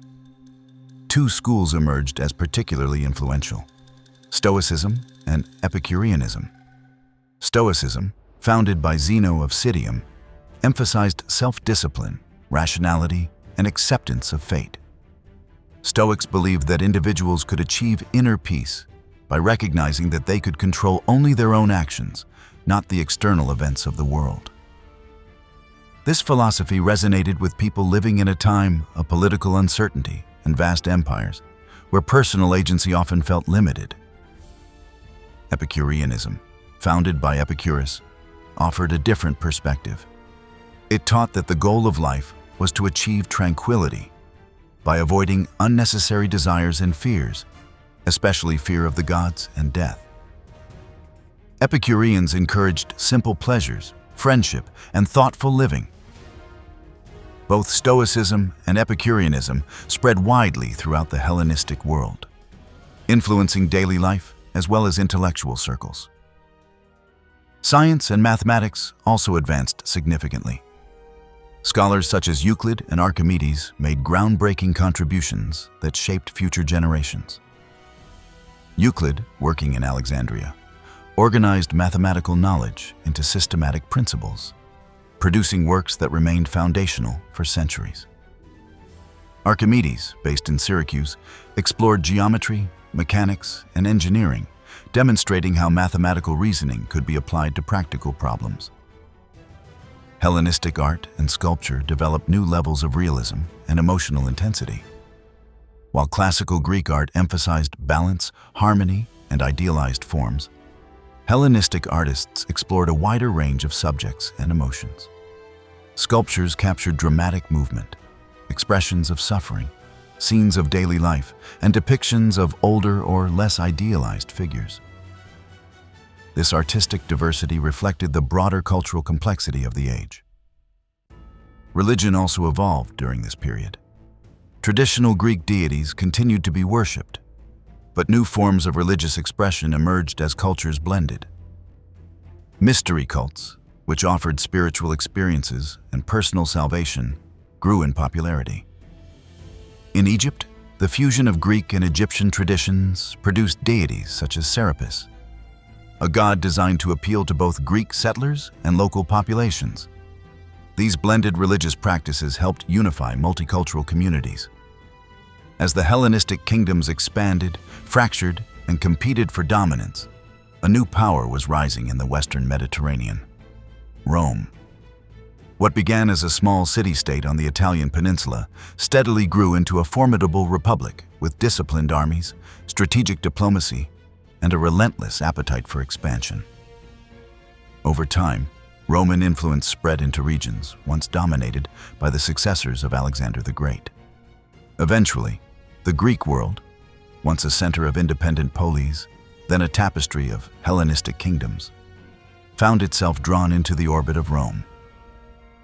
Yet this conquest did not mean the end of Greek culture. Instead, Greece under Roman rule became a central pillar of the cultural and intellectual life of the Roman Empire. Greek interactions with Rome began long before Rome conquered Greek lands.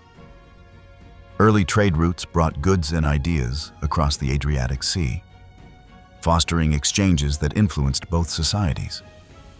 Greek colonies in southern Italy and Sicily, often called Magna Graecia, exposed Roman and Italic peoples to Greek customs, art, and religion.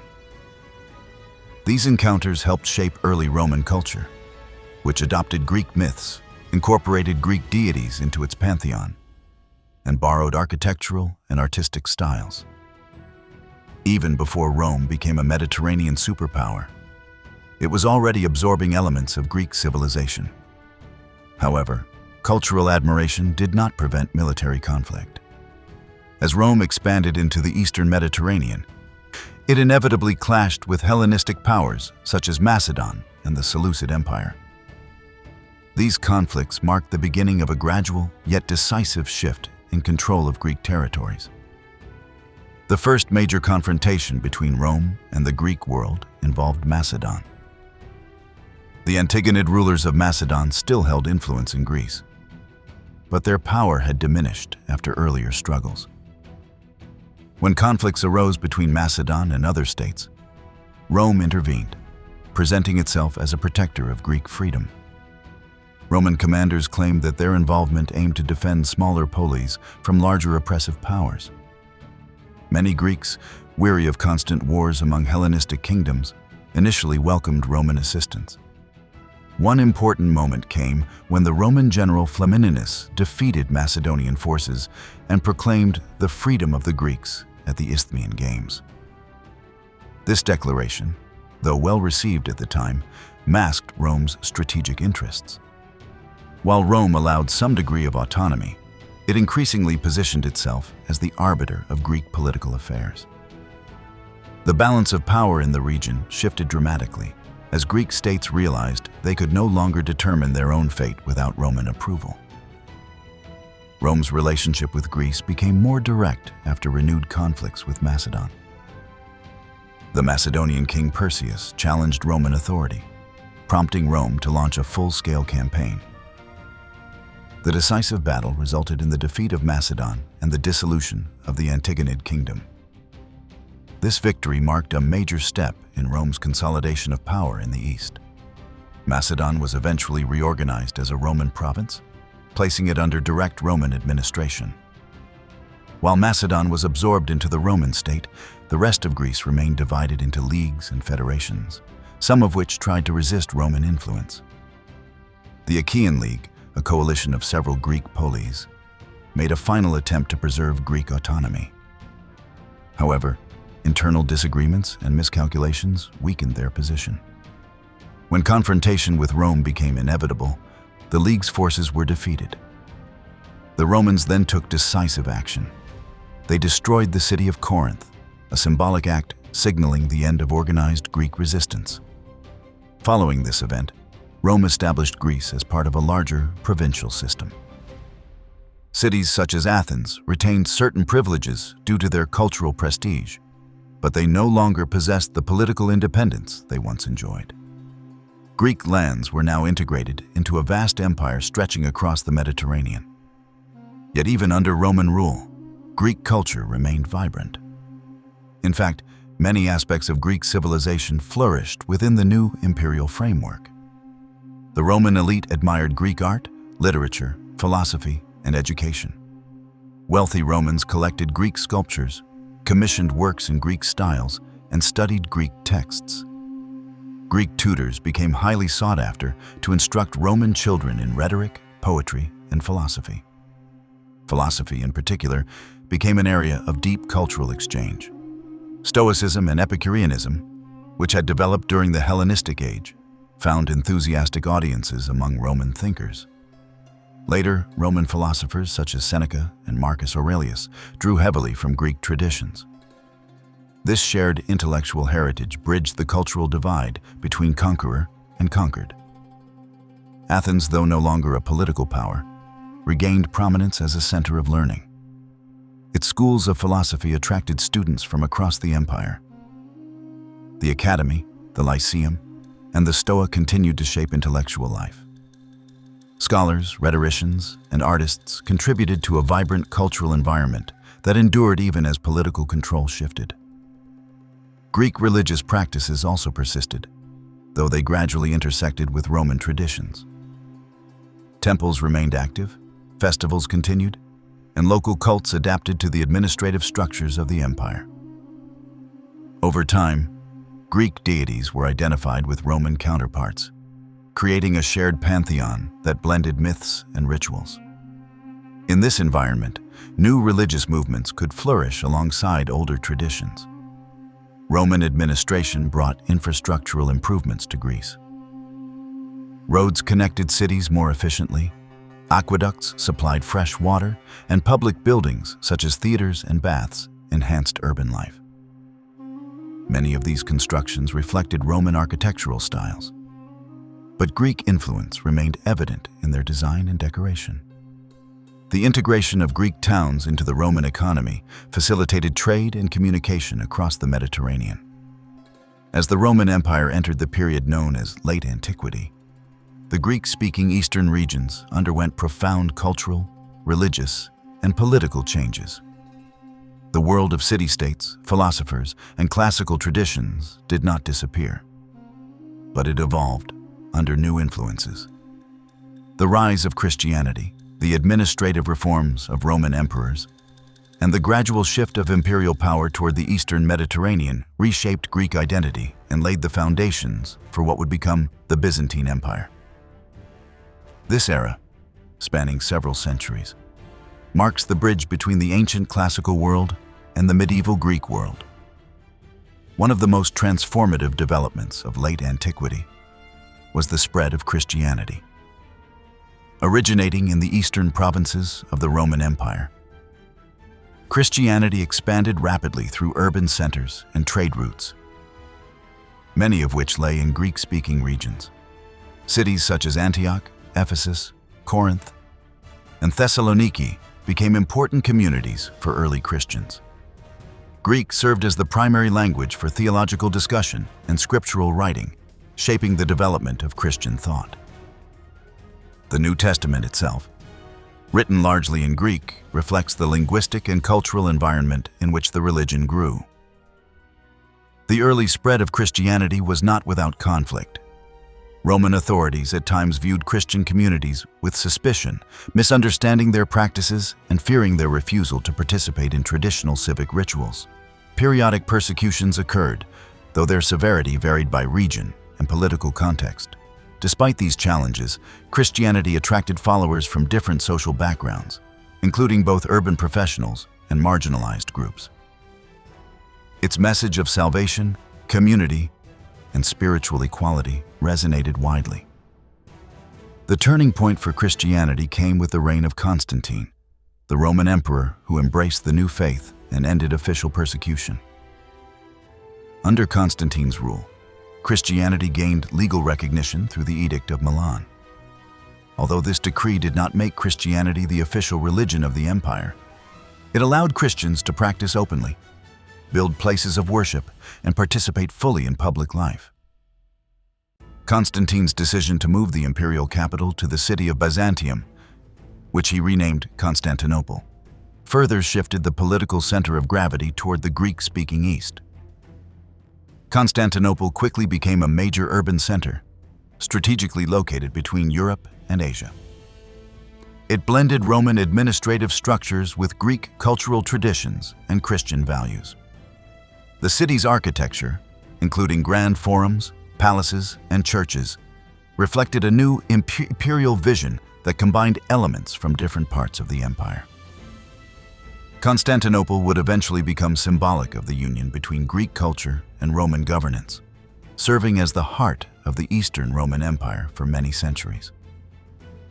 As Christianity grew stronger, it also became more organized. Church leaders gathered in councils to address theological disagreements and establish doctrines. The Council of Nicaea, convened under Constantine's authority, brought together bishops from across the empire to discuss questions about the nature of Christ and the relationship between the Father and the Son. These debates were far from trivial. They shaped the foundations of Christian theology and helped unify the Church's teachings. Greek-speaking bishops played a central role in these discussions, contributing to the intellectual framework of early Christian doctrine. In the centuries that followed, additional councils met in cities such as Constantinople, Ephesus, and Chalcedon. These gatherings addressed complex theological issues and often reflected deeper political tensions within the empire. As Christianity became increasingly intertwined with imperial power, theological disputes could influence imperial policy and social unity. Religious leaders such as Basil of Caesarea, Gregory of Nazianzus, and John Chrysostom became influential figures, shaping not only religious life, but also ethical and social teachings. Monasticism also emerged as a powerful force in Greek-speaking regions. Inspired by earlier ascetic traditions, men and women withdrew from urban life to live in solitude or small communities dedicated to prayer and discipline. Monasteries soon became centers of spiritual learning, charity, and manuscript preservation. They contributed to the spread of Christian teachings and provided a model of piety that influenced both clergy and ordinary believers. Over time, monastic communities played an important role in shaping Byzantine culture and education. While Christianity reshaped religious life, the Roman Empire itself underwent significant changes. Administrative reforms divided the empire into eastern and western halves, with separate emperors ruling each region. Although the two halves remained connected in theory, their political and cultural development increasingly diverged. The Greek-speaking East, with its stronger economy and strategic cities, became the more stable and enduring portion of the empire. The Latin-speaking West faced greater external pressures from migratory tribes and internal instability. The economic and military challenges of the Western Empire eventually led to its collapse. Germanic kingdoms formed on former Western Roman territories, marking the end of Roman authority in those regions. But in the East, the Roman state continued to function, drawing upon Greek language, administrative talent, and cultural traditions. This continuity helped preserve many aspects of ancient Greek heritage, even as new influences emerged. With the transition from late antiquity to the medieval era, the Greek-speaking eastern half of the former Roman Empire emerged as a distinct and enduring civilization. Byzantium. Though its people called themselves Romans and viewed their state as the legitimate continuation of the ancient empire, their language, culture, and intellectual life were profoundly Greek. Christianity shaped every aspect of society, and Constantinople stood as a magnificent symbol of imperial authority, strategic power, and spiritual devotion. Over many centuries, the Byzantine Empire would preserve and transform Greek traditions while navigating external threats, internal challenges, and sweeping cultural shifts. The foundation of Byzantium's distinct identity was Constantinople, the city built upon the ancient site of Byzantium and reshaped by Constantine into a new imperial capital. Its strategic position on the Bosporus allowed control of trade routes between the Black Sea and the Mediterranean, linking Europe and Asia. This location made the city a hub of commerce, diplomacy, and military operations. Massive walls protected it from sieges, while harbors welcomed ships from across the known world. Constantinople quickly became one of the wealthiest and most cosmopolitan cities of its time. As the western half of the Roman Empire collapsed under pressure from migratory tribes and internal fragmentation, the Eastern Empire remained stable and resilient. Greek language increasingly became the primary medium of administration, literature, and education. The shift toward Greek was not abrupt. Latin remained in use in some imperial contexts for several generations. However, Greek cultural influence expanded steadily as new generations grew up in a world where Greek-speaking clergy, scholars, and officials held crucial roles. One of the most influential rulers of early Byzantium was Justinian I. His reign marked an ambitious attempt to restore the full glory of the Roman Empire. Justinian sought to reclaim former Western territories, reform the legal system, and promote Christian unity.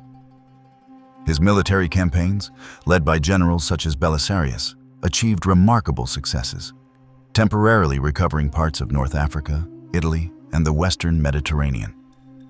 Although these gains proved difficult to maintain, they demonstrated Byzantium's resources and ambition. Justinian's legal reforms left a more lasting legacy. He commissioned a comprehensive codification of Roman law known as the Corpus Juris Civilis. This monumental work organized centuries of legal texts and interpretations into a unified system. Though created in the Byzantine context, the code would later influence legal traditions in medieval Europe and beyond. Justinian also reshaped the fabric of Constantinople. After a devastating urban riot, known as the Nika Revolt, destroyed much of the city, he undertook massive rebuilding efforts. The most iconic achievement of this period was the construction of Hagia Sophia, a vast domed cathedral that became one of the architectural wonders of the medieval world. Its soaring interior, adorned with mosaics and marble, embodied the synthesis of engineering skill, artistic refinement, and spiritual ambition that characterized Byzantine culture. Hagia Sophia served as a powerful symbol of the empire's Christian identity and imperial majesty. Religion played a central role in the evolution of Byzantine society. Christianity was not merely a private belief, but an integral part of governance, law, education, and public life. Emperors were expected to defend and promote orthodoxy, while bishops and theologians influenced political decisions. The relationship between church and state, though sometimes cooperative, could also be contentious. Debates over doctrine, liturgy, and ecclesiastical authority often spilled into public affairs, shaping imperial policies and sparking widespread controversy. One major religious conflict that deeply affected Byzantium was the iconoclast controversy. This dispute centered on the role of icons, religious images used in worship and devotion. Some emperors and clergy argued that icons encouraged idolatry and should be banned. Others defended them as essential tools for teaching and spiritual contemplation. The conflict led to periods of icon destruction, persecution of icon defenders, and deep divisions within the empire. Eventually, the veneration of icons was restored, and the controversy ended. But its impact lingered in theology, art, and political culture. Byzantine art and intellectual life continued to evolve, drawing upon classical Greek traditions while expressing Christian themes. Mosaics adorned churches with scenes from scripture, saints, and abstract designs that reflected theological concepts. Illuminated manuscripts preserved ancient texts and communicated knowledge through intricate decoration. Scholars worked to copy, comment on, and preserve Greek literature, including works of philosophy, science, and history. These efforts ensured that much of classical Greek knowledge survived into later centuries. Despite its cultural achievements, Byzantium faced constant military challenges. The empire's strategic position made it a target for powerful neighbors. To the east, the Persian Sasanian Empire remained a formidable rival. Long periods of conflict alternated with negotiated peace, placing strain on resources and manpower. Eventually, a prolonged war weakened both empires, leaving them vulnerable to new forces rising from the Arabian Peninsula. The emergence of Islam and the subsequent Arab conquests transformed the geopolitical landscape. Within a few decades, Arab armies captured many Byzantine territories, including Syria, Palestine, and Egypt. These losses reduced the empire's land and wealth. But Byzantium adapted. New defensive strategies, naval technologies, and administrative reforms helped stabilize the empire. One of the most notable innovations was the development of Greek fire, a powerful incendiary weapon used effectively in naval battles to protect Constantinople from sieges. The empire's survival also depended on its administrative system, particularly the theme system, which reorganized military and civil governance into regional units. This structure allowed local forces to defend their territories more effectively and ensured a more efficient distribution of land and resources. Although the system evolved over time, it played a crucial role in maintaining stability during periods of crisis. Diplomacy became another essential tool of Byzantine survival. The empire employed a sophisticated network of envoys, treaties, and alliances to balance rival powers. Byzantine diplomats understood the value of negotiation, cultural influence, and strategic marriage arrangements. They often sought to avoid costly wars by skillfully manipulating alliances and fostering divisions among enemies. Throughout these centuries, Greek identity within the empire continued to develop. While the citizens called themselves Romans, their language, intellectual life, and cultural values were distinctly Greek. Over time, religious identity also became central. Being Orthodox Christian and Greek-speaking increasingly marked the core of Byzantine identity, while Latin traditions faded. Byzantium's influence extended beyond its borders. Slavic peoples in the Balkans and Eastern Europe came into frequent contact with the empire through trade, diplomacy, and conflict. Byzantine missionaries such as Cyril and Methodius introduced Christian teachings to Slavic communities and developed the Glagolitic alphabet, which later evolved into Cyrillic. This cultural outreach strengthened Byzantine influence and helped spread Orthodox Christianity across a wide region. By the turn of the medieval era, the Byzantine Empire had already weathered centuries of political upheaval, military challenges, and cultural transformation. Yet no previous crisis prepared the empire for the shock that would come from an unexpected source: the crusading armies of Western Europe. Intended originally to reclaim the Holy Land, the Fourth Crusade instead brought devastation to Constantinople, the heart of the Greek world. This catastrophic event reshaped Byzantine politics, fragmented Greek territories, and deepened the divide between the Latin West and the Greek East. Its consequences endured long after the Crusaders departed, altering the trajectory of Greek history. The roots of the Fourth Crusade lay in the complex relationship between Byzantium and Western Europe. Although both regions shared Christian beliefs, centuries of political rivalry, differing cultural traditions, and religious disagreements had strained their relationship. The earlier Crusades had already introduced tension. Byzantine emperors, seeking to recover lost territories, often cooperated with Crusaders, but miscommunication and divergent interests led to mistrust. Western Crusaders viewed the Byzantine Empire as wealthy but unreliable, while Byzantines regarded many Crusaders as undisciplined and dangerous. When the Fourth Crusade was called, its stated goal was to reclaim Jerusalem, which had recently fallen to Muslim forces. However, the Crusade's leaders faced financial difficulties. They contracted with the Republic of Venice to transport their armies by sea, but they were unable to pay the full amount. The Venetian leadership, under the ambitious Doge Enrico Dandolo, proposed an alternative.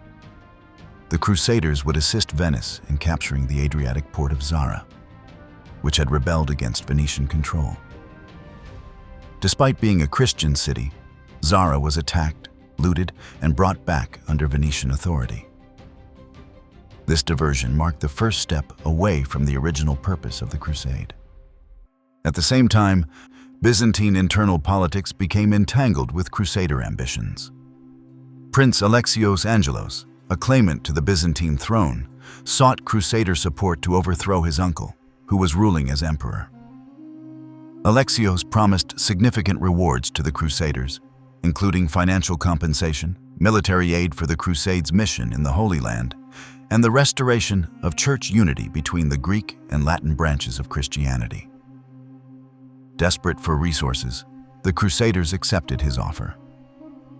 The crusading army sailed to Constantinople. Their arrival shocked the city's inhabitants, who were unprepared for a Western military presence demanding political change. After pressure and conflict, Alexios' supporters succeeded in placing him on the throne alongside his father, who had been restored as co-emperor. But the promises made to the Crusaders proved difficult to fulfill. The Byzantine treasury was strained, and resistance to Latin influence provoked unrest among the population. Tensions escalated. Factions within Constantinople opposed Alexios, viewing him as a puppet of foreign powers. Violence erupted, and the fragile alliance between Byzantines and Crusaders collapsed. When Alexios was deposed and killed by political rivals, the Crusaders lost both their patron and their expected payment. Frustration and anger soon turned into open aggression. In an unprecedented act, the crusading forces, intended originally to fight in the Holy Land, launched an assault on Constantinople. The city's formidable defenses, including massive walls and well-trained soldiers, had repelled numerous attacks in the past. Yet the combination of internal turmoil and the surprise of a Western assault undermined the city's ability to resist effectively. The siege culminated in the Crusaders breaching the walls and entering the city. What followed was one of the most notorious sackings in medieval history. For several days, soldiers looted churches, palaces, and homes. Priceless works of art, religious relics, and manuscripts were destroyed or carried off to Western Europe. Accounts from the time describe widespread violence, desecration of holy sites, and the plundering of treasures accumulated over centuries. The devastation was not only material, but psychological, shattering the confidence of the Greek world and deepening resentment toward the Latin West. Following the sack of Constantinople, the Crusaders established the Latin Empire, installing a Western emperor and dividing Byzantine territories among themselves and their Venetian allies. They attempted to govern the region according to Western feudal principles, but they lacked legitimacy and support from the Greek population. Meanwhile, the Greek-speaking elites fled to various parts of the empire, establishing successor states that sought to reclaim their heritage. Three major Greek successor states emerged. The Empire of Nicaea, in Western Asia Minor, became the strongest and most legitimate Byzantine claimant. It benefited from relative stability, competent leadership, and the presence of many Byzantine aristocrats and scholars.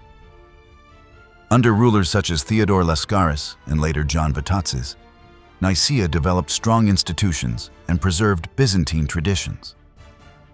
Another important state was the Despotate of Epirus, located in northwestern Greece. Although initially powerful and ambitious, Epirus lacked the cohesion and resources of Nicaea. Its rulers maintained their claim to Byzantine authority, but often became entangled in local conflicts with Latin principalities and other Greek states. The third major Greek state was the Empire of Trebizond, situated on the southeastern coast of the Black Sea. Governed by members of the Komnenos family, Trebizond maintained a degree of independence and prosperity, benefiting from trade routes connecting the Mediterranean with Asia. Although geographically distant from Constantinople, Trebizond preserved elements of Byzantine culture and engaged in diplomatic relations with neighboring states. The existence of these multiple Greek successor states highlights the fragmentation that followed the Fourth Crusade. Instead of a unified Byzantine empire, the Greek world became a mosaic of regional powers struggling to survive amidst Latin occupation and external threats. While each state preserved aspects of Byzantine identity, none alone could fully recreate the political unity that had once defined the empire. Over the decades that followed, the Latin Empire struggled to maintain control. It faced financial difficulties, military defeats, and persistent resistance from Greek populations. The Venetians benefited from controlling key ports and trade routes, but the Latin emperors lacked the resources to govern effectively. Latin rule in Constantinople became increasingly fragile. Meanwhile, the Empire of Nicaea grew stronger. Through strategic alliances, military victories, and effective administration, Nicaean rulers gradually expanded their influence. They recaptured territories in Asia Minor, established footholds in the Balkans, and weakened the Latin Empire's hold on Constantinople. The Nicaean court also worked to restore Byzantine cultural and religious life, supporting scholars, clergy, and artists. The restored Byzantine Empire, reclaimed from the Latin occupiers of the Fourth Crusade, entered its final centuries weakened and fragmented. Although cultural life flourished in certain periods, the empire lacked the military strength, financial stability, and territorial cohesion required to defend itself against rising powers. Foremost among these was the Ottoman state, which began as a small principality in northwestern Anatolia and steadily expanded its influence across the eastern Mediterranean. Over the course of several generations, the Ottomans transformed themselves into a formidable empire, gradually absorbing Greek lands and reshaping the political, social, and cultural landscape of the region. For the Greek population, this transition ushered in a new era, one defined by adaptation, resilience, and the preservation of identity within a multi-ethnic imperial framework. The rise of the Ottoman state began centuries earlier, but its rapid expansion in the later medieval period marked a dramatic shift in regional power. Initially, Byzantine emperors underestimated the threat posed by the Ottomans, viewing them as one of many competing Turkish groups in Anatolia. However, the Ottomans demonstrated extraordinary military discipline, strategic acumen, and administrative efficiency. Their use of cavalry, flexible tactics, and the incorporation of diverse soldiers gave them a strategic advantage over the fragmented Byzantine forces. One of the Ottomans' most significant innovations was the development of the Janissary Corps. This elite infantry force was composed largely of young boys taken from Christian families under the devshirme system, a practice in which the Ottoman state levied children from rural villages in the Balkans and Anatolia. These boys were converted to Islam, trained in military or administrative skills, and integrated into the Ottoman ruling structure. Although the devshirme created hardship for the families affected, it also produced a professional military class loyal to the Sultan. The Janissaries became one of the most effective military units of their time and contributed greatly to the expansion of Ottoman power. As Ottoman strength grew, Byzantine territory steadily contracted. Key cities in Anatolia fell one by one, and the empire's revenues dwindled.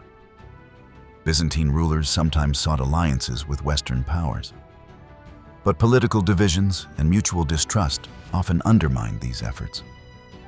In some cases, internal Byzantine conflicts weakened the empire further. Despite moments of resistance, the empire lacked the means to repel Ottoman advances. The turning point came with the rise of Sultan Mehmed II, whose ambition was to conquer Constantinople and make it the capital of a new imperial order. Mehmed inherited a strong state, a well-organized army, and a strategic vision that extended far beyond Anatolia. He recognized both the symbolic and practical importance of Constantinople. The city, though diminished, remained a center of commerce, culture, and political legitimacy. Its capture would signal the end of the medieval Byzantine world and the beginning of a new Ottoman era. The siege of Constantinople that followed was one of the most significant military operations of the medieval period. Mehmed employed advanced military technology, including large cannons capable of breaching the ancient walls that had protected the city for centuries. Byzantine defenders, though courageous, were vastly outnumbered and under-resourced. The population of the city had shrunk dramatically, and foreign aid was limited. After a prolonged siege, Ottoman forces breached the walls and entered the city. The fall of Constantinople marked the end of the Byzantine Empire and the beginning of Ottoman rule over Greek lands. In the aftermath of the conquest, Mehmed sought to repopulate and revitalize the city. He recognized the value of Greek artisans, merchants, and intellectuals, and encouraged them to remain or return. While the conquest had been violent, Mehmed also aimed to integrate the Greek population into the broader imperial structure. He restored the position of the ecumenical patriarch as the head of the Orthodox Church, granting the institution a degree of autonomy within the Ottoman millet system. This system divided subjects into religious communities, each with its own administrative and legal structures under imperial oversight. For the Greek population, life under Ottoman rule varied widely depending on location, social status, and local conditions. In some urban centers, Greek merchants thrived, participating in trade networks that stretched from the Mediterranean to the Black Sea and beyond. The Ottoman Empire's vast territory created opportunities for Greeks in commerce, shipping, and craftsmanship. Wealthy Greek merchants emerged as influential figures in cities such as Constantinople, Thessaloniki, Smyrna, and the ports of the Aegean Islands. In rural areas, Greek peasants continued agricultural life much as they had for generations. Though they were subject to taxes, land rents, and occasional hardships imposed by local officials. While the Ottoman system allowed a degree of continuity in daily life, Greek rural communities often faced uncertainty during periods of war, shifting borders, or local abuses of power. Religion played a central role in Greek identity throughout Ottoman rule. The Orthodox Church, through the millet structure, became not only a spiritual institution, but also a political and cultural representative of the Greek population. The Patriarchate oversaw schools, managed community affairs, and preserved Greek language and traditions. Although the Church sometimes faced pressures from Ottoman authorities, it also served as a guardian of Greek heritage, helping to maintain cohesion within dispersed communities. Greek cultural life adapted to the new political environment. Scholars, monks, and educators worked to preserve classical texts, theological writings, and historical knowledge. Monasteries became centers of learning, copying manuscripts and teaching students. Despite the constraints of Ottoman rule, a rich intellectual tradition survived in these religious institutions. The Greek language also endured. Although Turkish and other languages played roles in administrative and military contexts, Greek remained the primary language of everyday communication among Greek communities. In some regions, Greek sailors and merchants contributed to a flourishing maritime culture, developing navigational skills and economic networks that would later play a crucial role in the Greek struggle for independence. Ottoman rule varied over time. Periods of stability and prosperity alternated with moments of tension and conflict. The empire's decentralized structure meant that local governors and military officials wielded significant authority, sometimes fostering relatively peaceful coexistence and at other times exploiting local populations. Taxation burdens, land disputes, and occasional religious tensions created challenges for Greek communities. Nevertheless, Greeks also rose to prominent positions within the Ottoman administrative and diplomatic systems. The Phanariots, a class of wealthy Greek families based in the Phanar district of Constantinople, became influential advisors, diplomats, and administrators. They often served as interpreters for the Ottoman court and governed certain territories, such as the Danubian principalities, on behalf of the Sultan. Their involvement reflected the complex ways in which Greek elites navigated Ottoman politics, balancing loyalty to the empire with the preservation of Greek identity. By the later centuries of Ottoman rule, Greek communities across the empire found themselves navigating a complex world shaped by shifting political forces, expanding global trade, and new intellectual currents. Although the Ottoman administration allowed the Orthodox Church to preserve Greek language and customs, Greek life was influenced increasingly by external ideas and internal aspirations. Merchants, scholars, and clergy carried these ideas across borders, fostering a sense of shared identity that transcended local loyalties. The combination of cultural revival, economic growth, and political tension gradually awakened a modern Greek consciousness. This awakening eventually ignited a revolutionary movement that transformed the Greek world forever. The intellectual foundation of this transformation is often referred to as the Greek Enlightenment. Greek merchants, who traveled widely throughout Europe, established trading communities in cities such as Vienna, Trieste, Odessa, and Constantinople. These diaspora communities became centers of learning and cultural exchange. While conducting business, many merchants funded schools, libraries, and printing presses, supporting the spread of literature and education among Greek-speaking populations. One of the most influential figures of the Greek Enlightenment was Adamantios Korais.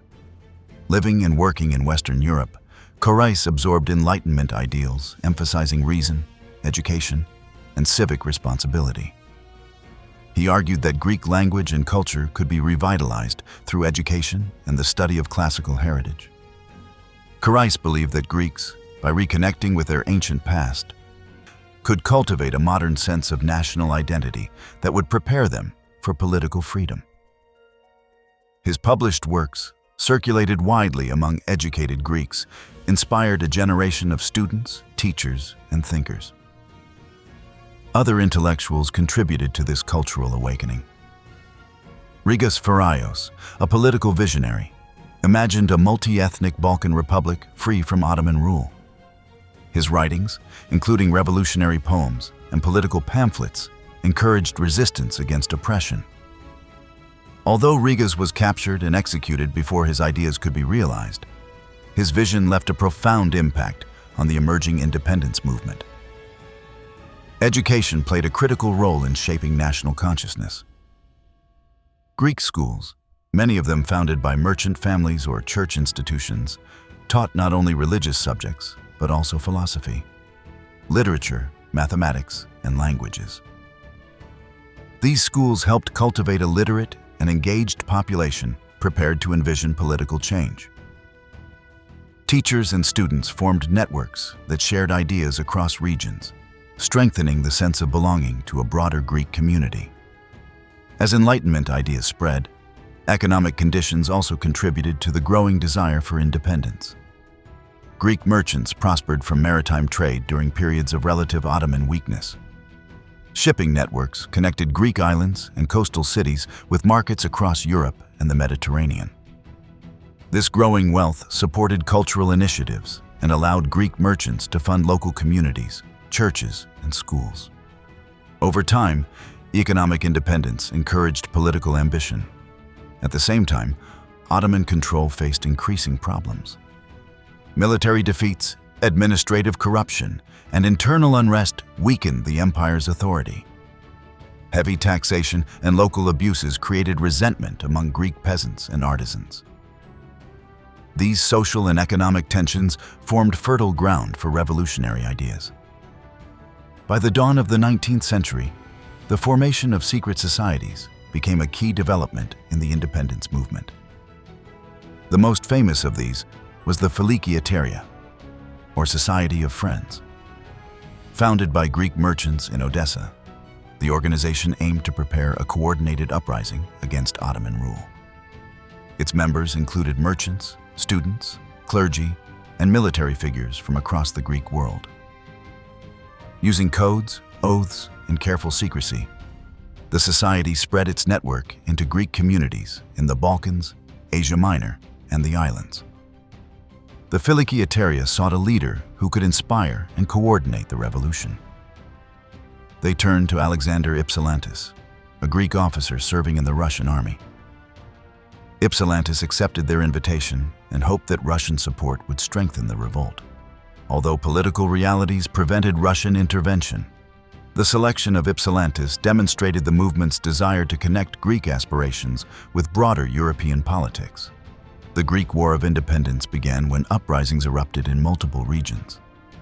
In the Peloponnese, local leaders and armed bands initiated hostilities against Ottoman authorities. Islands such as Hydra, Spetses, and Sara, whose powerful merchant fleets had grown wealthy from maritime trade, provided crucial naval support.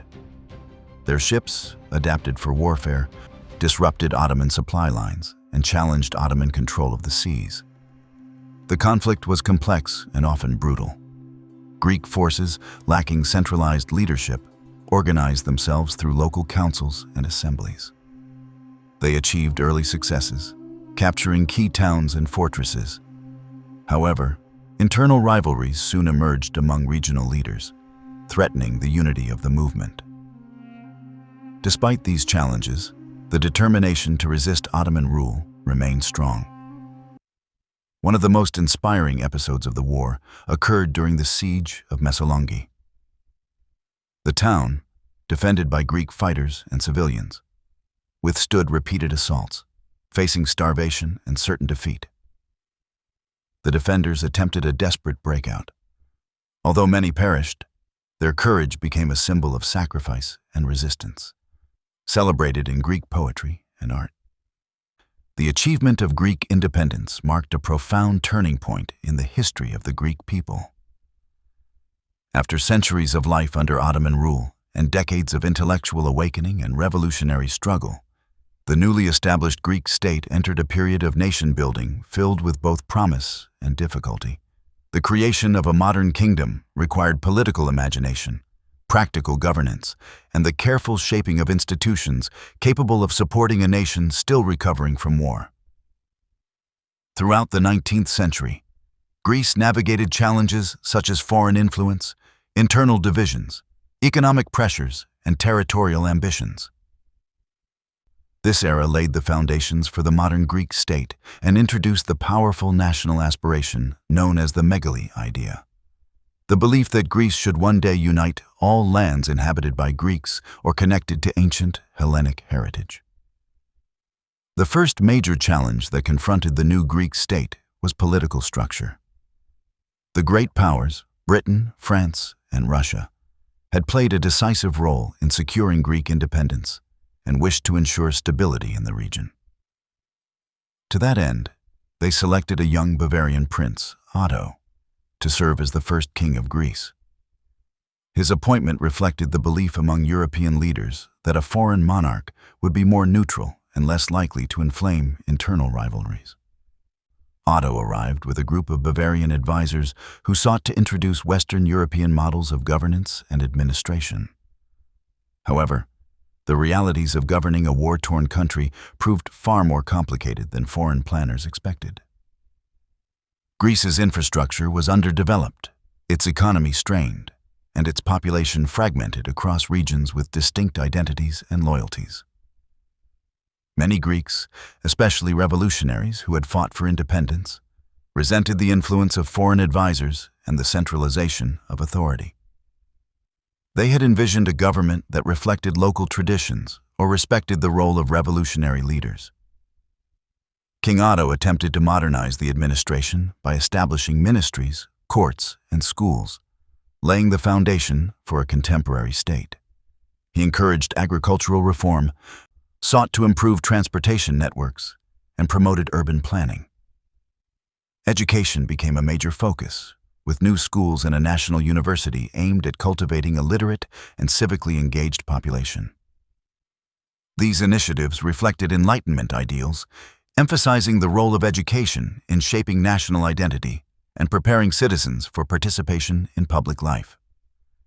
Yet, Otto's rule also revealed tensions between autocratic governance and the growing demand for constitutional rights. For many years, Otto governed without granting a constitution, relying on royal decrees and a centralized bureaucracy. This caused widespread dissatisfaction, leading to protests and political agitation. Eventually, pressure from Greek leaders and public demonstrations prompted the king to grant a constitution, limiting royal power and establishing a representative assembly. The constitution marked an important step toward constitutional monarchy and parliamentary governance. Despite these reforms, Otto's reign remained troubled. His failure to produce an heir and persistent political discontent weakened his position. Over time, public frustration grew, and eventually, a peaceful uprising led to his departure from Greece. The great powers intervened once again, selecting a new monarch from the Danish royal family, King George I, who ascended the throne with broader support and a more flexible approach to governance. Under King George I, Greece entered a period of gradual stabilization and modernization. The new king adopted a more inclusive style of leadership, engaging with Greek political figures and promoting constitutional government. His reign saw the development of political parties, increased parliamentary activity, and a growing sense of national unity. However, these parties were often organized around influential individuals or local interests, rather than ideological platforms, contributing to cycles of instability and shifting alliances. Economically, Greece faced ongoing challenges. Agriculture remained the primary occupation. But productivity was limited by outdated techniques and rural poverty. Efforts to stimulate economic growth included land redistribution programs, investment in transportation, and the expansion of trade networks. Greek merchants and shipowners, drawing upon centuries of maritime tradition, played a crucial role in connecting Greece to global markets.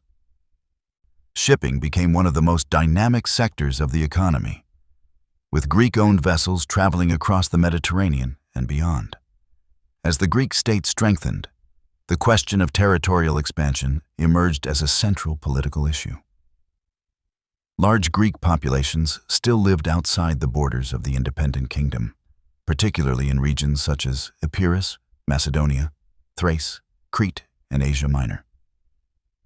Many Greeks viewed the kingdom's initial borders as incomplete, believing that the nation's true boundaries should reflect both historical heritage and contemporary demographics. This aspiration grew into the megali idea, or great idea, an influential doctrine calling for the reunification of all Greek-speaking or Greek-identified communities under a single state. The megali idea shaped foreign policy, public discourse, and political ambition. Greek leaders pursued diplomatic efforts to expand the kingdom's borders, often seeking support from the great powers. These efforts met mixed results, as international politics and regional conflicts sometimes aided and sometimes obstructed Greek goals. Greece successfully incorporated the Ionian Islands, thanks to British support, and later achieved political union with Thessaly after diplomatic negotiations. The desire for further expansion, however, created frictions with neighboring states and the Ottoman Empire, as well as tensions within Greek society. Revisiting conflict with the Ottomans carried enormous risks.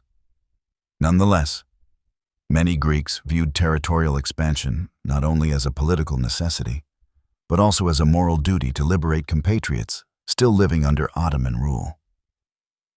During this period, significant developments occurred on the island of Crete, where repeated uprisings demonstrated the strength of local desire for union with Greece.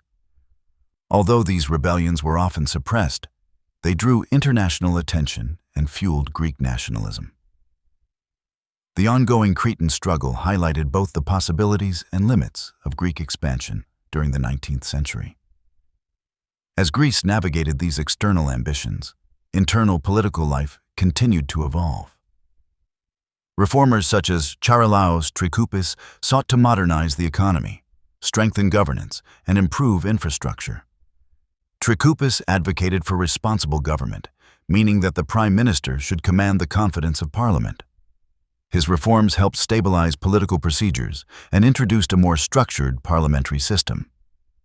However, expanding infrastructure and modernizing the state required borrowing funds from European banks, contributing to rising national debt and periodic financial crises.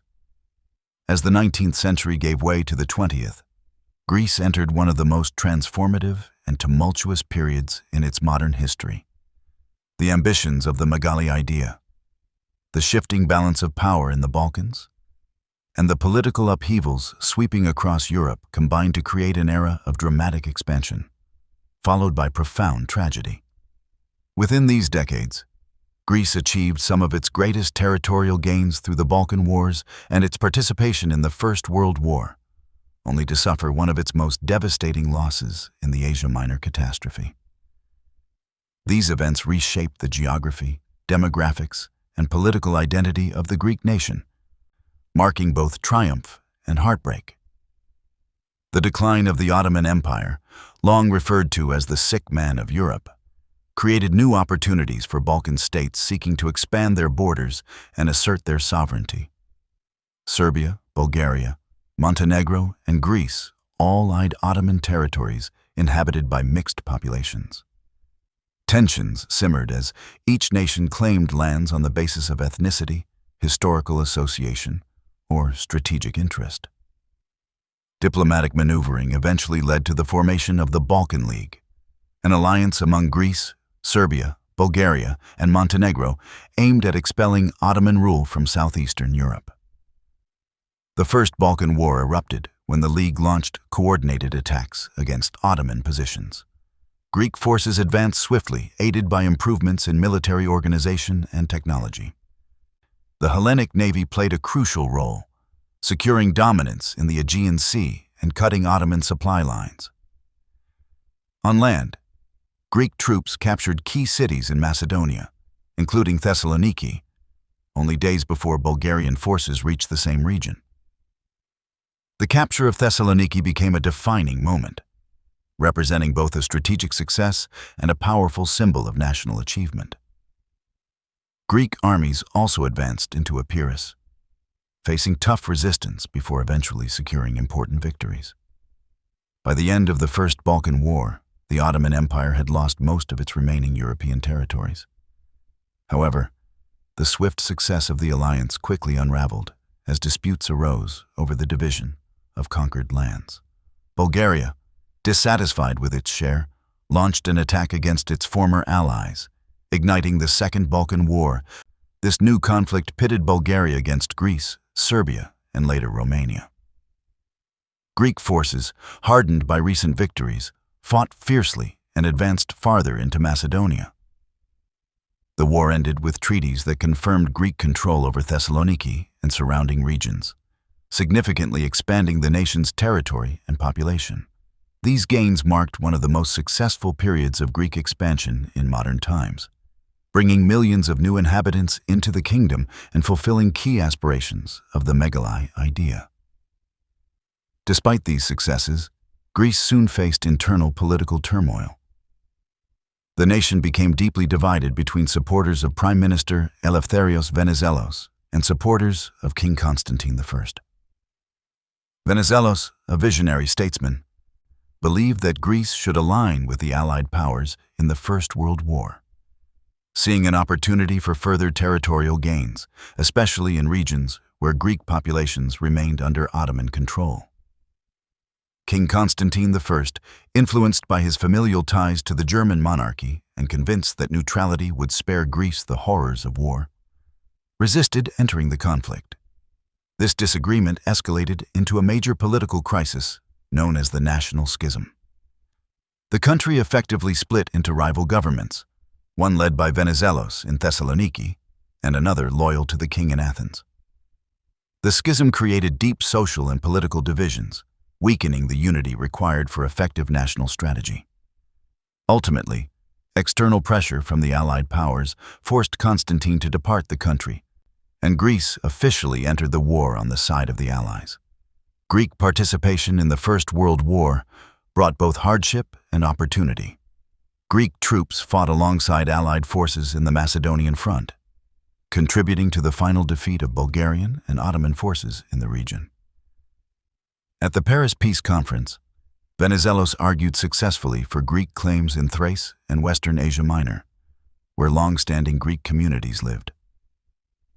The post-war treaties awarded Greece new territories, invigorating supporters of the megali idea who believed the nation was on the brink of fulfilling its historic mission.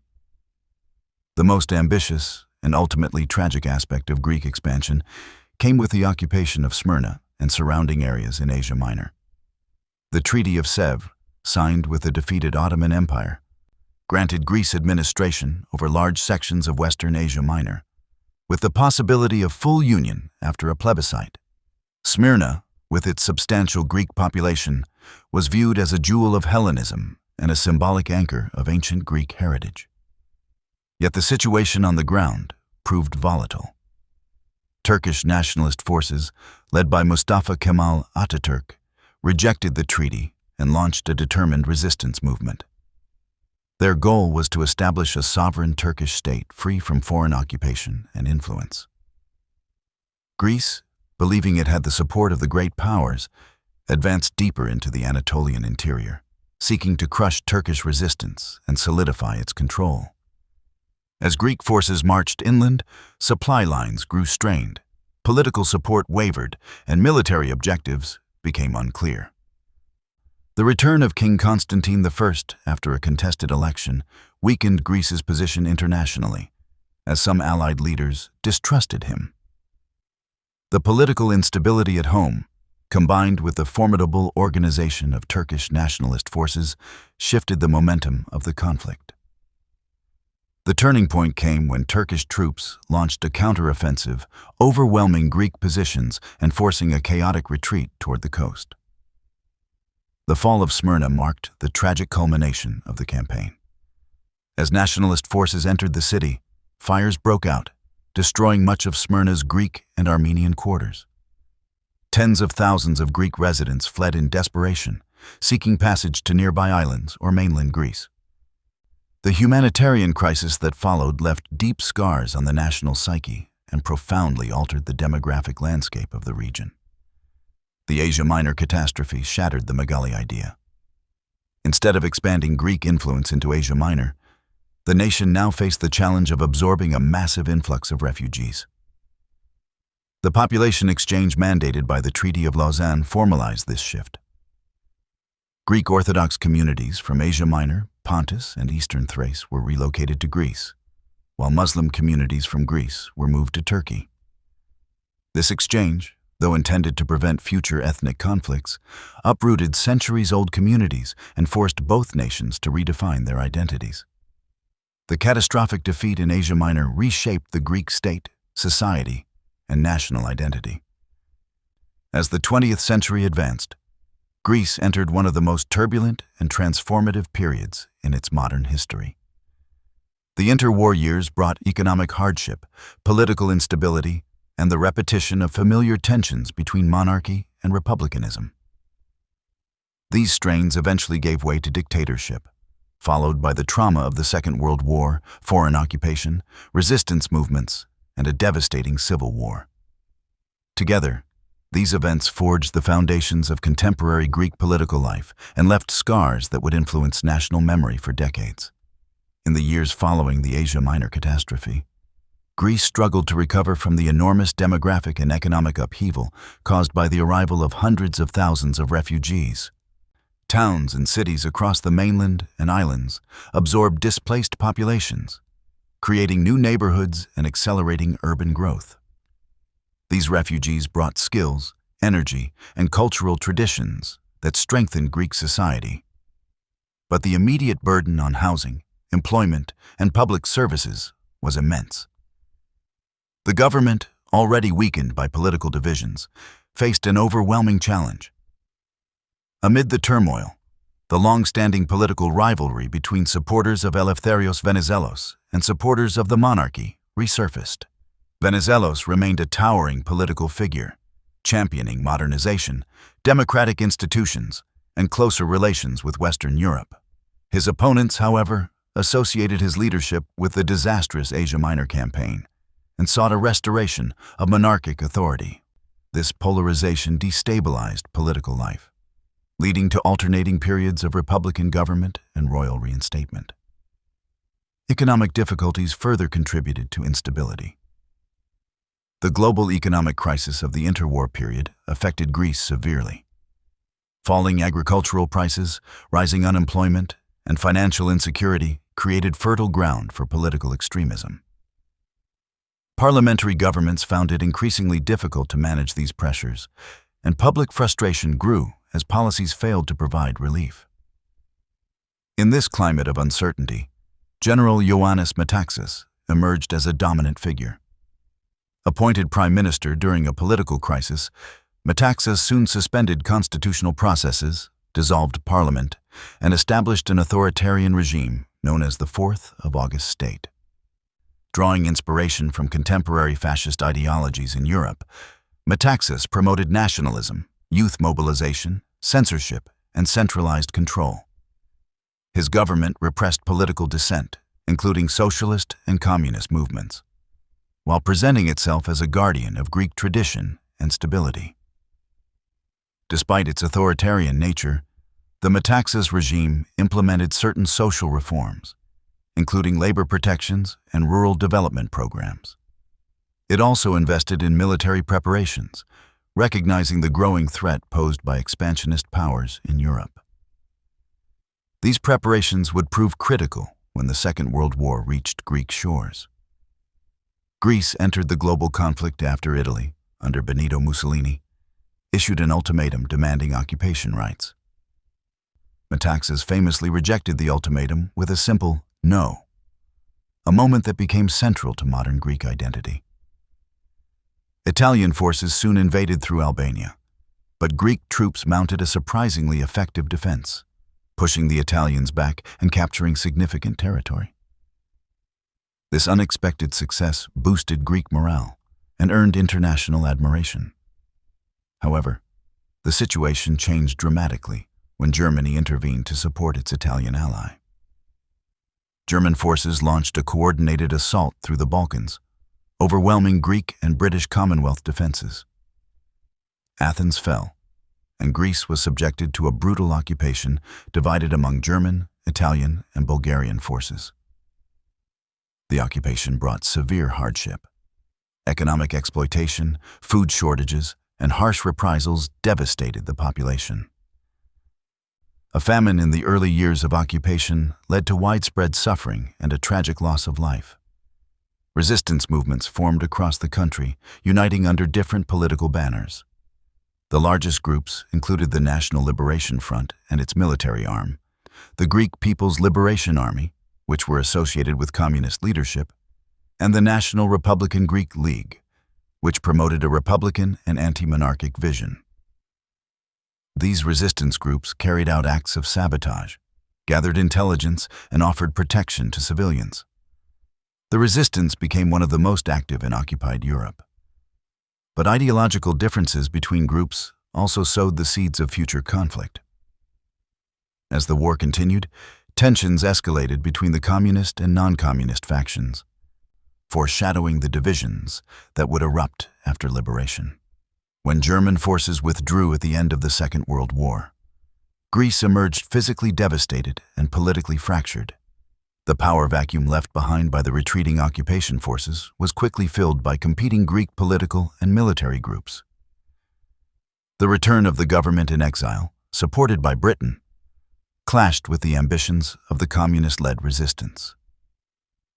Disputes over disarmament, political influence, and the future of the monarchy intensified, leading to outbreaks of violence. These tensions soon escalated into the Greek Civil War, a conflict that pitted government forces, supported initially by Britain and later by the United States, against communist insurgents. The Civil War became one of the earliest battlegrounds of the emerging Cold War, as international powers saw Greece's future alignment as strategically significant. The conflict spread across rural and mountainous regions, disrupting daily life and deepening social divisions. As Greece emerged from the devastation of the Civil War, the nation entered a period of reconstruction and cautious political stabilization. Yet the divisions created during earlier decades remained deeply embedded within society. The struggle between competing political visions, monarchist, republican, socialist, and conservative, continued to shape Greek public life. These tensions, combined with Cold War pressures and internal political conflicts, eventually led to another dramatic rupture in Greek history: the rise of the military junta. The dictatorship's rise, fall, and the subsequent rebirth of democratic governance profoundly influenced Greece's modern identity and future trajectory, including its place within Europe. In the years following the Civil War, Greece aligned firmly with Western political and military structures. The government received substantial economic assistance, which helped rebuild infrastructure, stimulate industrial production, and stabilize financial systems. Although life gradually improved for many citizens, social inequalities remained, particularly between urban and rural communities. Political parties reemerged, but the legacy of earlier conflicts continued to fuel suspicion and rivalry. One of the most contentious issues of the post-war decades was the monarchy. King Paul and later his son Constantine II sought to restore royal authority, but their actions often clashed with elected governments. Political instability continued as rival parties struggled to form lasting coalitions.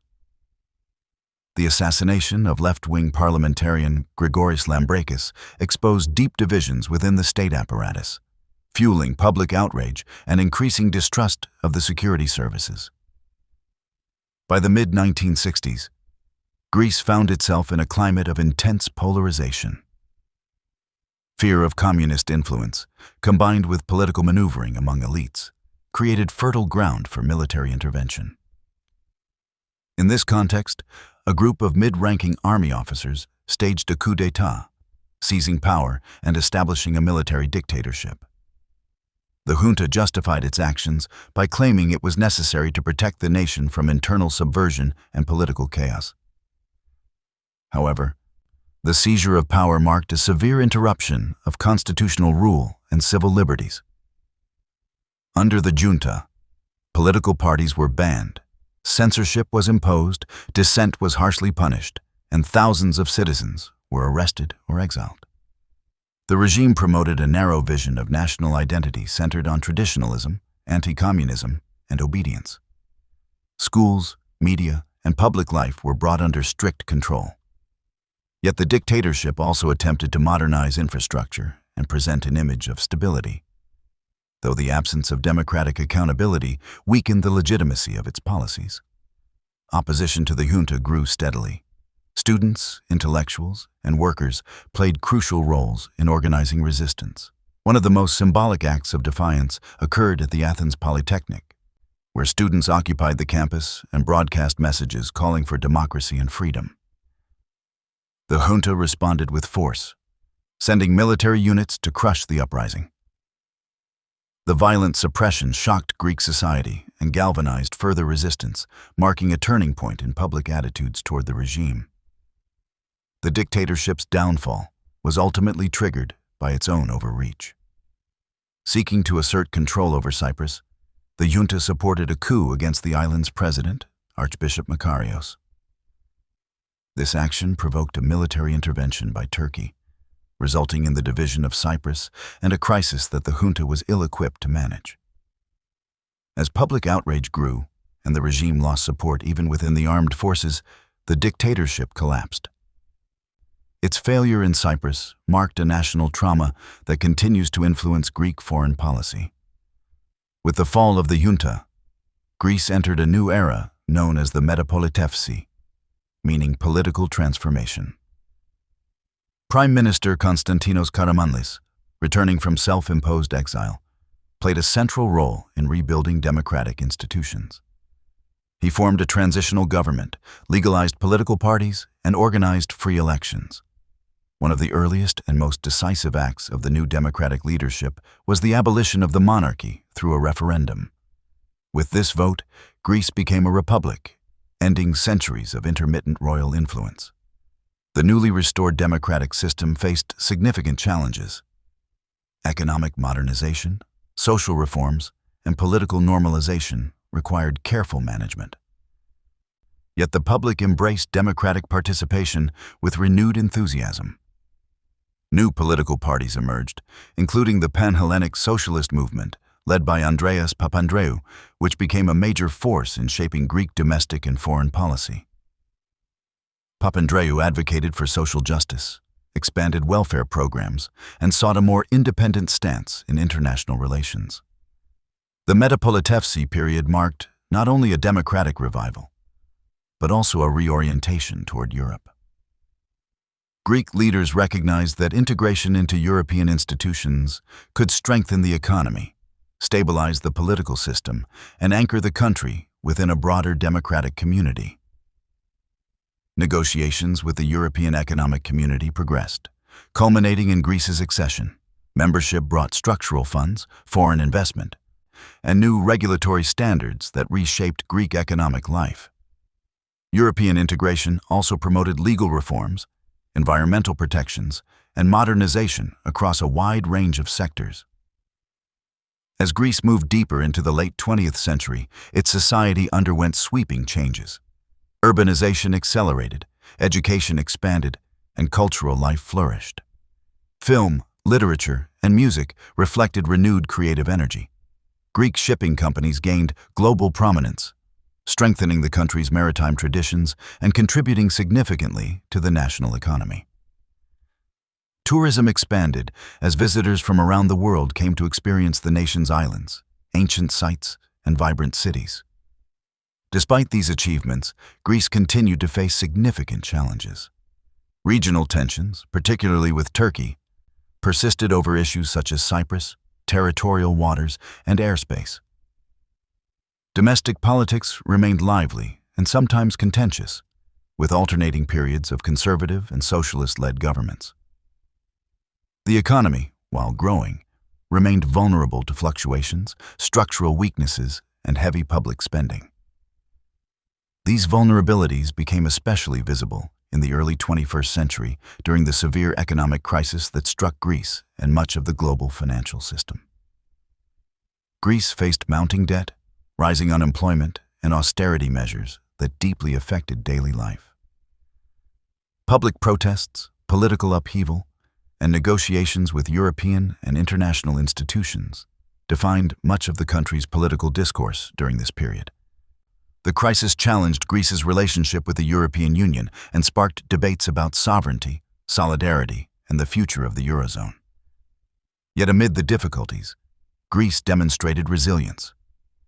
Successive governments undertook significant reforms, stabilizing public finances and restoring investor confidence. Greek society, despite enduring hardship, maintained its democratic institutions and continued to engage in vibrant political debate. Cultural creativity, tourism, and shipping remained strong pillars of the economy, while new sectors such as technology and renewable energy began to emerge. In recent years, Greece has confronted additional challenges, including migration pressures, wildfires linked to climate change, and ongoing regional tensions. Through these trials, Greeks have continued to draw upon a long history marked by adaptation, perseverance, and reinvention. The modern Greek state stands today as a country shaped by ancient heritage, Byzantine legacy, Ottoman experience, and modern European integration. A nation that has repeatedly rebuilt itself in the face of adversity.